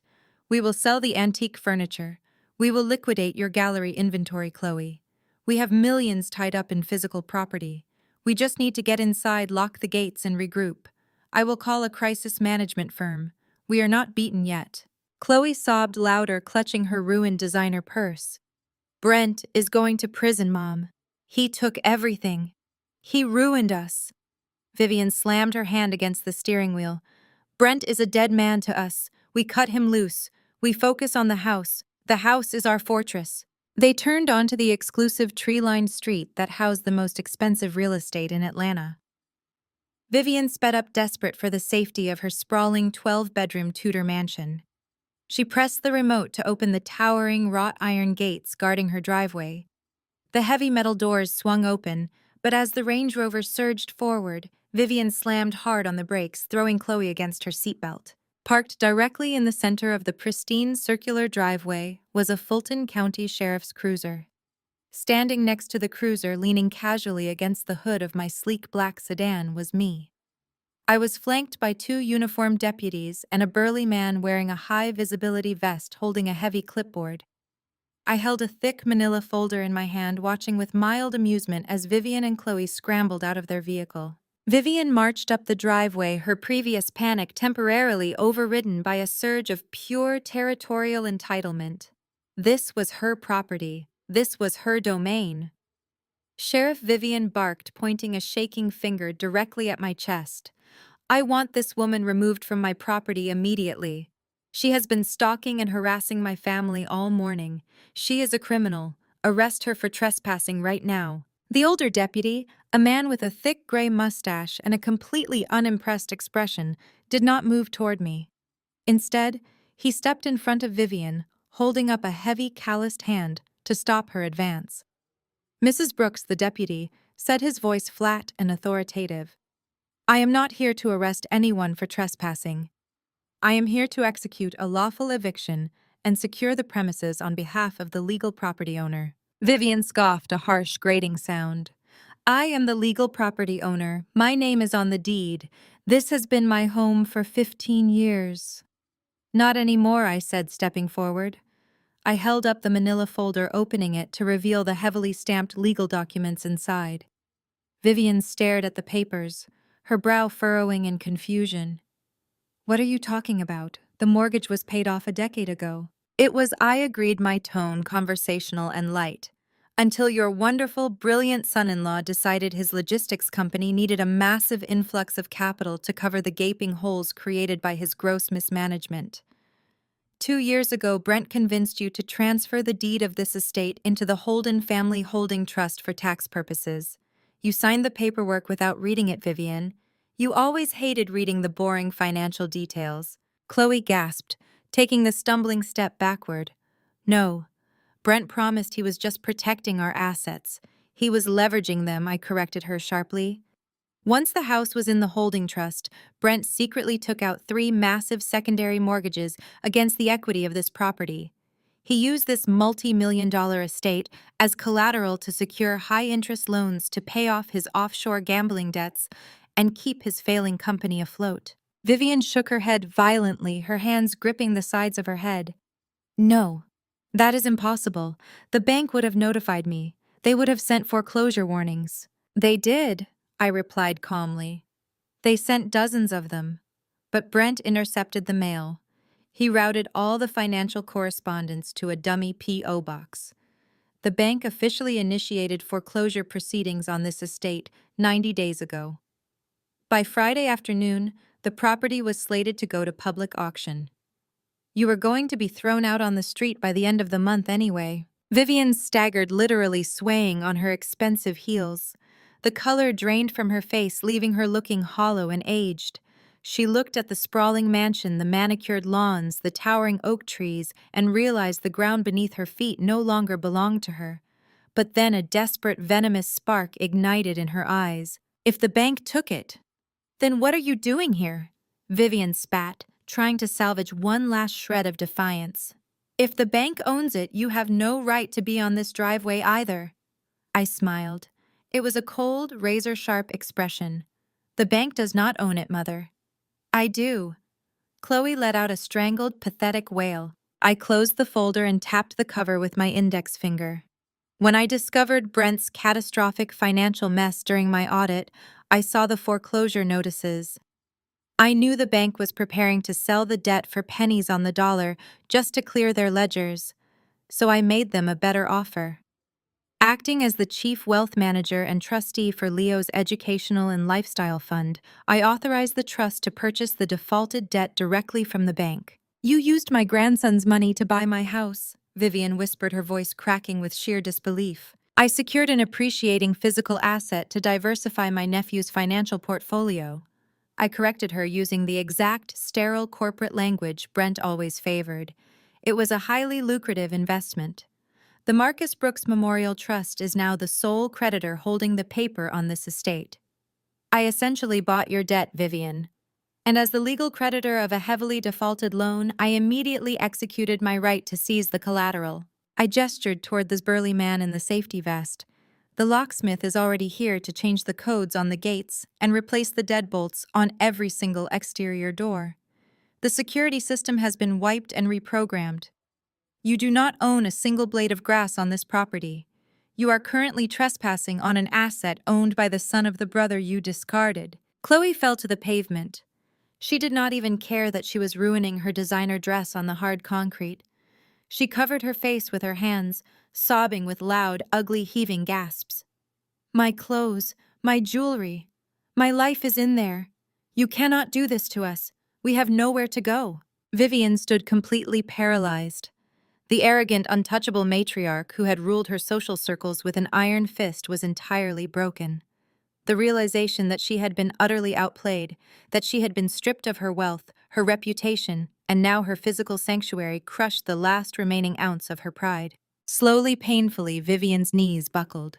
She dropped to the concrete driveway, landing right next to her sobbing daughter. The woman who had spent my entire life looking down her nose at me was now looking up at me from the pavement. Lena, please, Vivian begged, the tears streaming down her face, entirely genuine this time. Her voice was a pathetic, shattered whimper. I am your mother. You cannot throw me out on the street. I have nothing left. The church turned against me. Brent ruined our accounts. Please, I am begging you, do not take my home. Just let us stay. I will do whatever you want. Please show some mercy. I looked down at the woman who had made my childhood a living nightmare. I looked at the woman who had tried to steal an innocent child from his grieving mother just to secure a paycheck. I felt absolutely no pity. I felt nothing but the clean, cold satisfaction of absolute justice. I stepped closer, looking down at her tear-streaked face. You have 48 hours to pack your bags, I said, my voice echoing like a judge delivering a final sentence. Take your clothes and leave the keys. If you are still on this property by Tuesday morning, the sheriff will physically drag you off my driveway. 48 hours later, the heavy iron gates of the Buckhead estate slammed shut, locking Vivian and Chloe out of their own twisted fairy tale. They had been forced to pack whatever designer clothes they could carry into black trash bags under the cold, watchful eyes of armed private security.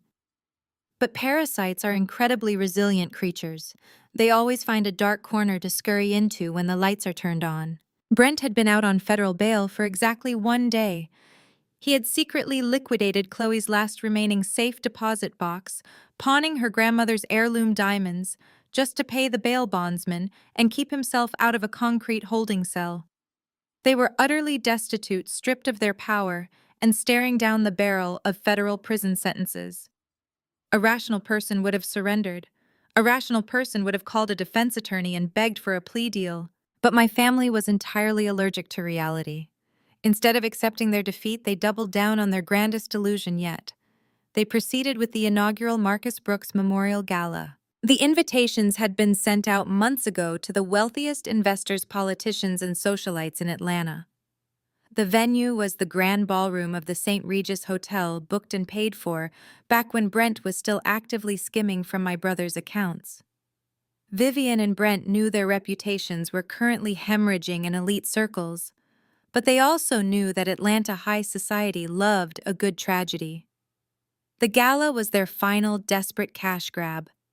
They planned to use Marcus's memory to launch a fake charitable investment fund, hoping to secure enough millions in the room that night to pay off their mounting legal fees and flee the country. They just needed one thing to make the illusion believable. They needed me to play along. My phone rang at exactly 4 o'clock on Saturday afternoon. The caller ID showed a restricted number. I answered it, letting the silence stretch until the person on the other end was forced to speak. "I know you are listening," Lena Brent said. His voice was raspy, stripped of its usual polished corporate arrogance. He sounded like a cornered animal, feral and erratic. "You should be speaking to your public defender, Brent," I replied coldly. "Every time you open your mouth, you add another wire fraud charge to your indictment." "Shut up and listen to me," he barked, his breathing heavy and ragged. "You think you hold all the cards because you control the trust. You think you are untouchable, but you have a massive blind spot. You care about people. You care about Maya. You care about that little bastard she gave birth to.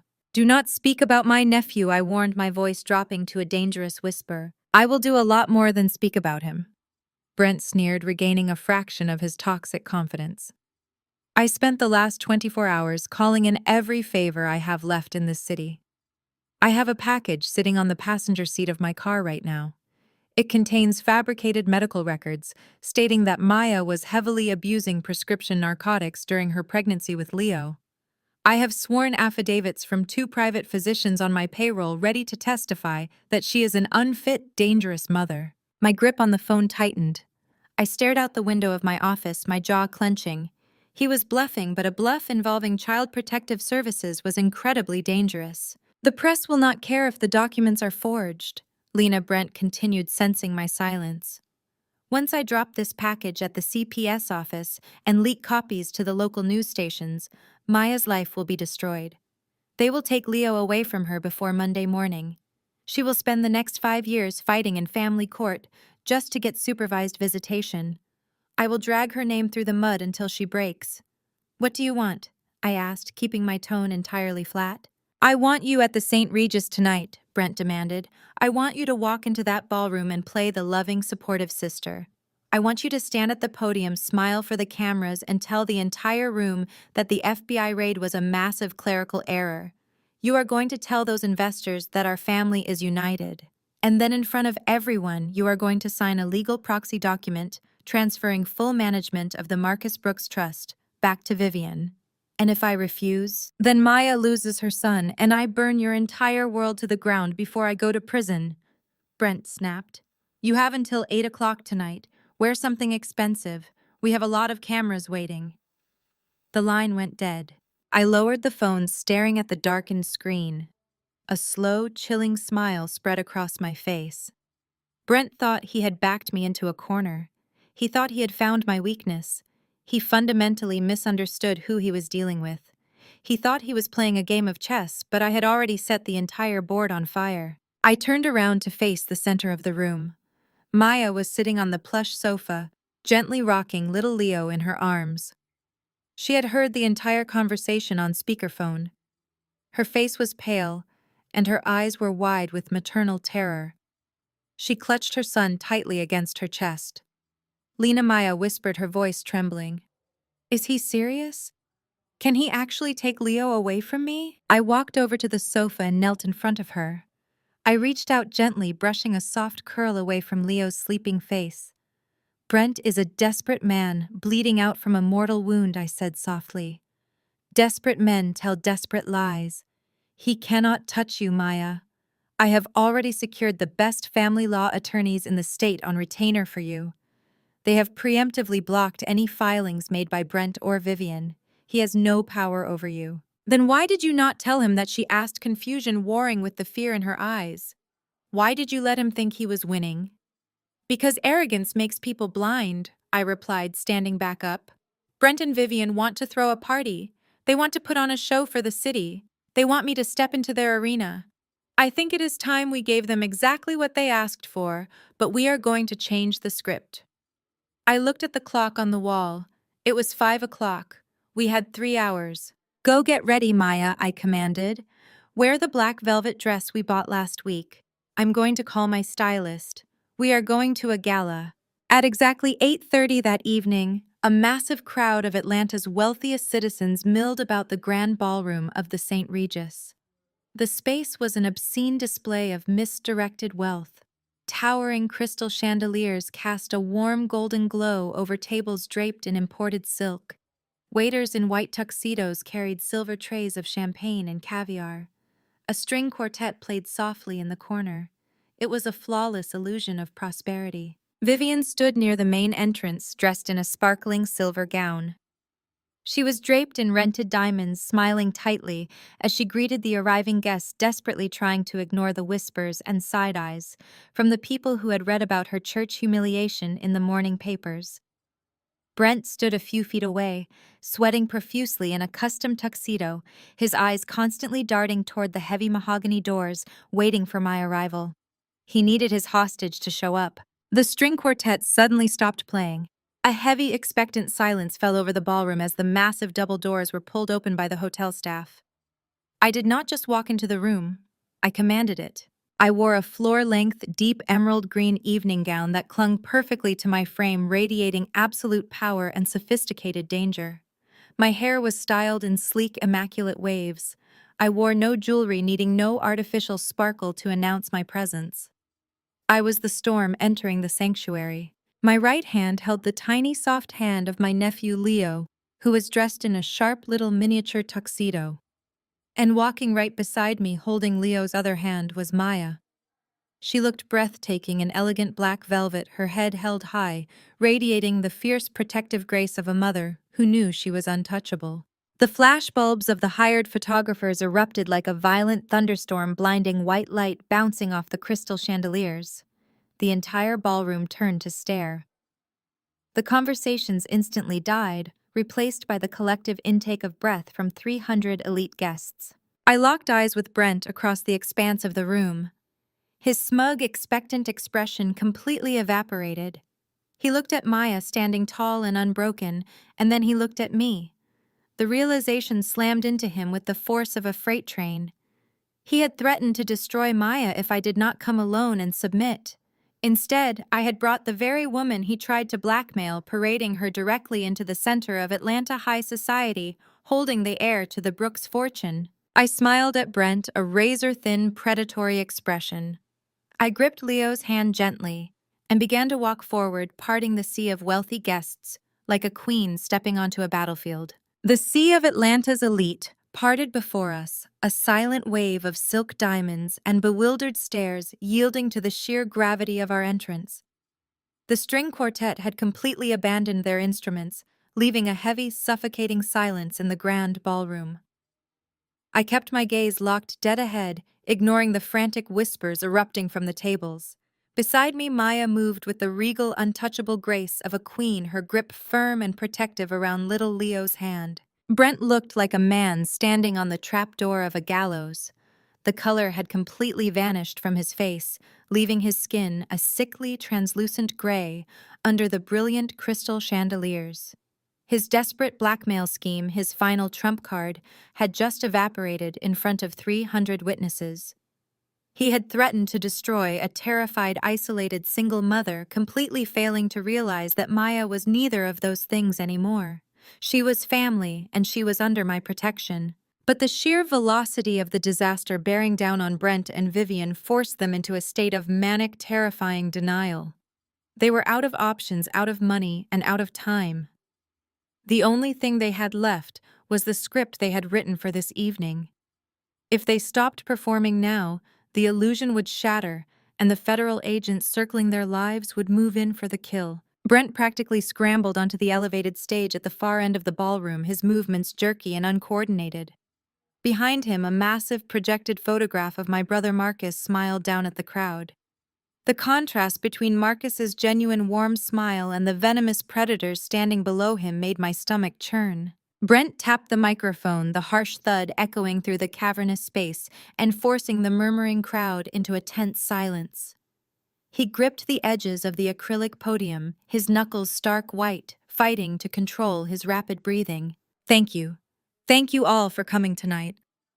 Brent began, his voice trembling before he forced it into a facsimile of his usual polished corporate baritone. "We are gathered here to honor a giant among men.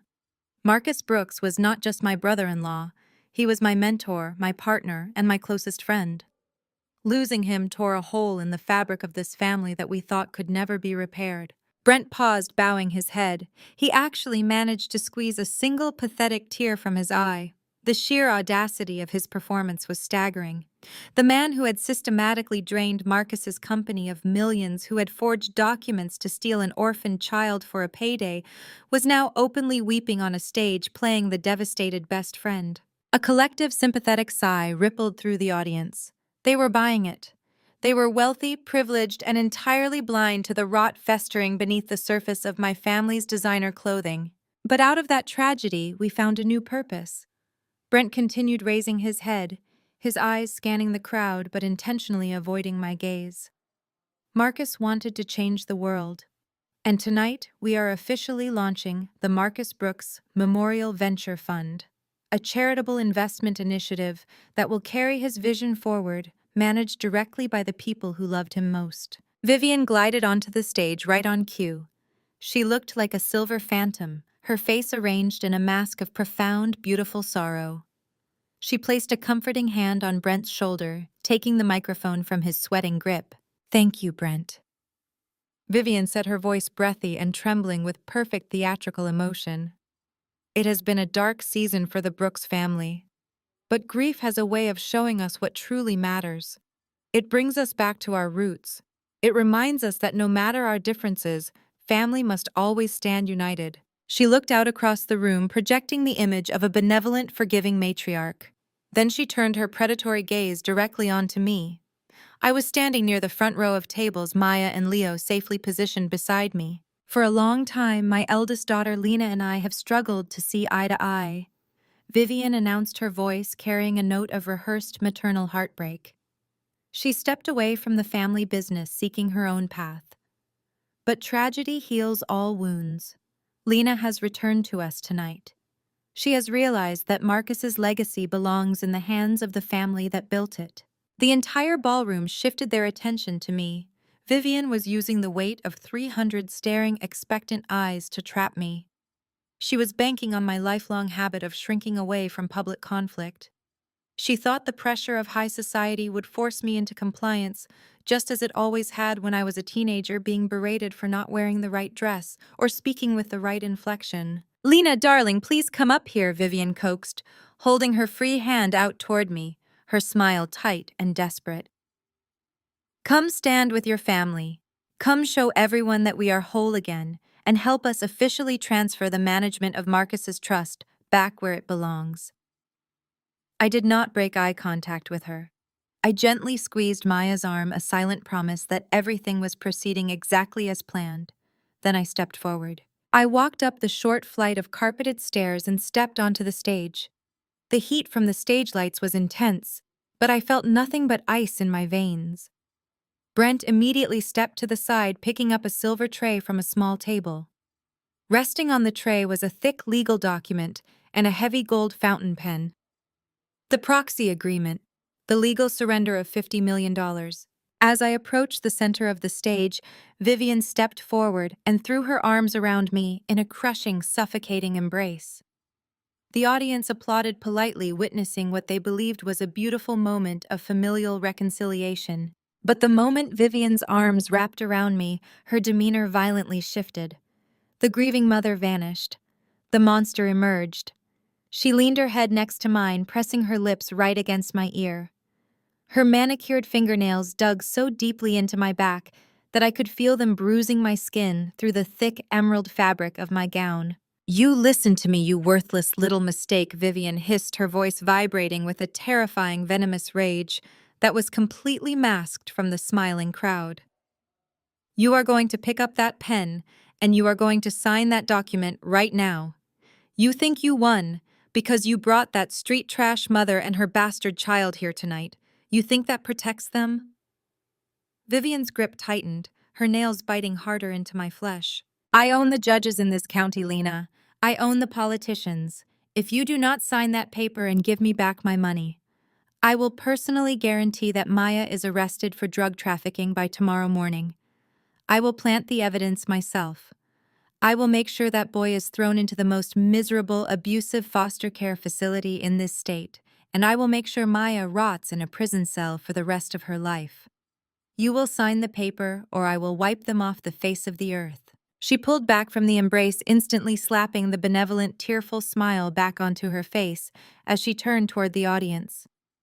She gestured gracefully toward Brent, who stepped forward holding out the silver tray with the proxy document and the gold pen. His hands were shaking so badly, the pen rattled against the metal tray. I stood completely still. I looked at the legal document. I looked at the pen. I looked at Brent's terrified, sweating face, and then I looked at my mother. Her eyes were hard, flat, and completely devoid of human empathy. She was waiting for me to break.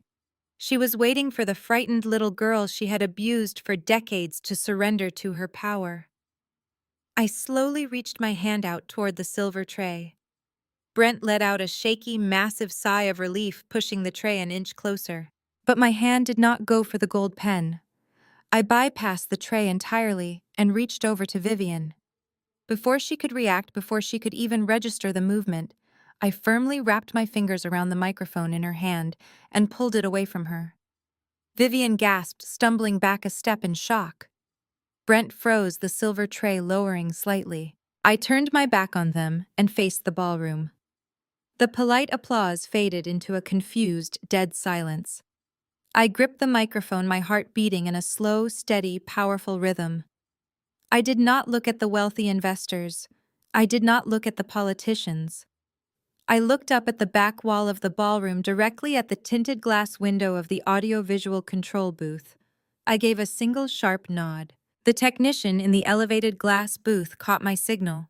The crystal chandeliers dimmed to a soft theater-like glow.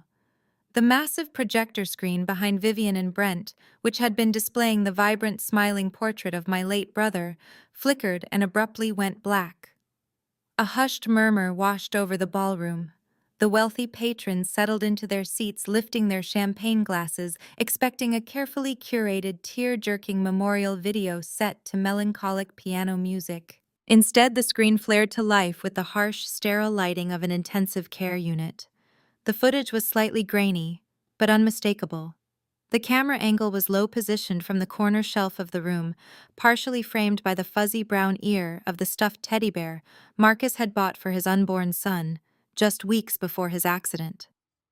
Knowing his inner circle was closing in, my brother had hidden a motion-activated camera inside the toy before slipping into his final coma. On the massive screen, Marcus lay motionless in the hospital bed, tangled in a web of life support tubes.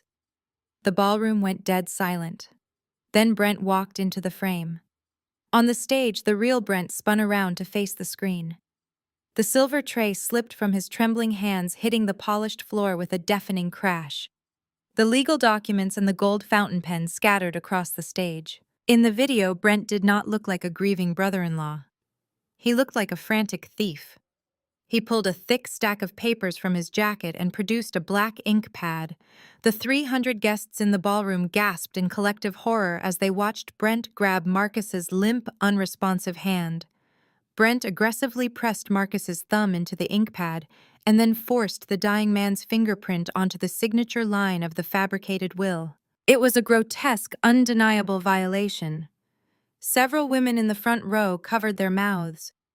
Board members who had just written checks to Brent's fake charity stared at the screen with absolute revulsion. "Turn it off!" Vivian shrieked, her voice cracking in pure panic. She lunged toward the edge of the stage, waving her arms at the control booth. "Turn it off right now. That is altered. That is a fake." But the video continued playing. The hospital room door opened again, and Vivian stepped into the frame. The real Vivian froze, her breath catching in her throat. On the screen, my mother approached her dying son's bed. She did not weep. She did not stroke his forehead or whisper words of comfort. She simply reached down, lifted the heavy heirloom jade necklace from Marcus's neck, unclasped it with practiced efficiency, and dropped it into her Birkin bag. She then checked her reflection in the hospital mirror, adjusted her hair, and walked out. The disgust radiating from the audience was palpable. The elite society of Atlanta, the people who valued loyalty and legacy above all else, were watching the ultimate betrayal play out in high definition. I raised the microphone to my lips. My voice cut through the horrified silence of the ballroom, cold and absolute. "They are not grieving Marcus's death," I stated, the sound echoing off the vaulted ceilings. "They are only angry he died before leaving them the bank passwords." Vivian opened her mouth to scream, but the sound was instantly drowned out. From the street below, the unmistakable piercing wail of police sirens began to rise, multiplying in number and converging directly on the front doors of the St. Regis. The heavy mahogany doors of the grand ballroom burst open. It was not the hotel staff bringing the next course. A dozen federal agents and local police officers poured into the space, their badges flashing aggressively under the crystal chandeliers. The polite veneer of the gala shattered instantly into absolute chaos. Wealthy socialites screamed and scattered, dropping champagne flutes that shattered loudly against the polished marble floor. Brent did not even hesitate. The moment the uniforms breached the threshold, he abandoned the podium, shoved a terrified waiter out of his way, and sprinted blindly for the service exit behind the stage. He made it exactly 3 steps into the kitchen corridor before 2 federal agents tackled him. They slammed him face first into a stainless steel prep counter, pinning him down and violently twisting his arms behind his back. Chloe, who had been watching the nightmare unfold from a front row VIP table, suddenly snapped out of her paralyzed shock. A female agent approached her with handcuffs ready, reciting her Miranda rights. The horrific reality of the financial documents I had exposed earlier finally clicked in Chloe's mind. Brent had not just ruined her gallery. He had secretly forged her signature, making her the primary guarantor on a mountain of fraudulent offshore loans. Chloe lunged forward, her manicured hands curling into claws. She intercepted Brent as the agents hauled him back into the main ballroom, slapping him viciously across the face. Her heavy diamond rings left deep red scratches across his cheek. She shrieked like a wild animal, entirely unhinged in her couture gown, screaming that he had used her name and destroyed her life. The agents swiftly pinned her arms, snapping cold steel handcuffs around both of their wrists, parading the disgraced couple in front of the very high society they had tried to swindle. Vivian watched her empire evaporate in a matter of seconds. The hired photographers were still snapping pictures, their flashbulbs capturing the brutal arrest of her golden daughter and son-in-law. Stripped of all her defenses, her stolen money, and her fabricated image, Vivian completely crumbled. The proud, untouchable matriarch sank to her knees, right there on the stage. She crawled to the edge, looking down at me where I stood firmly next to Maya and Leo.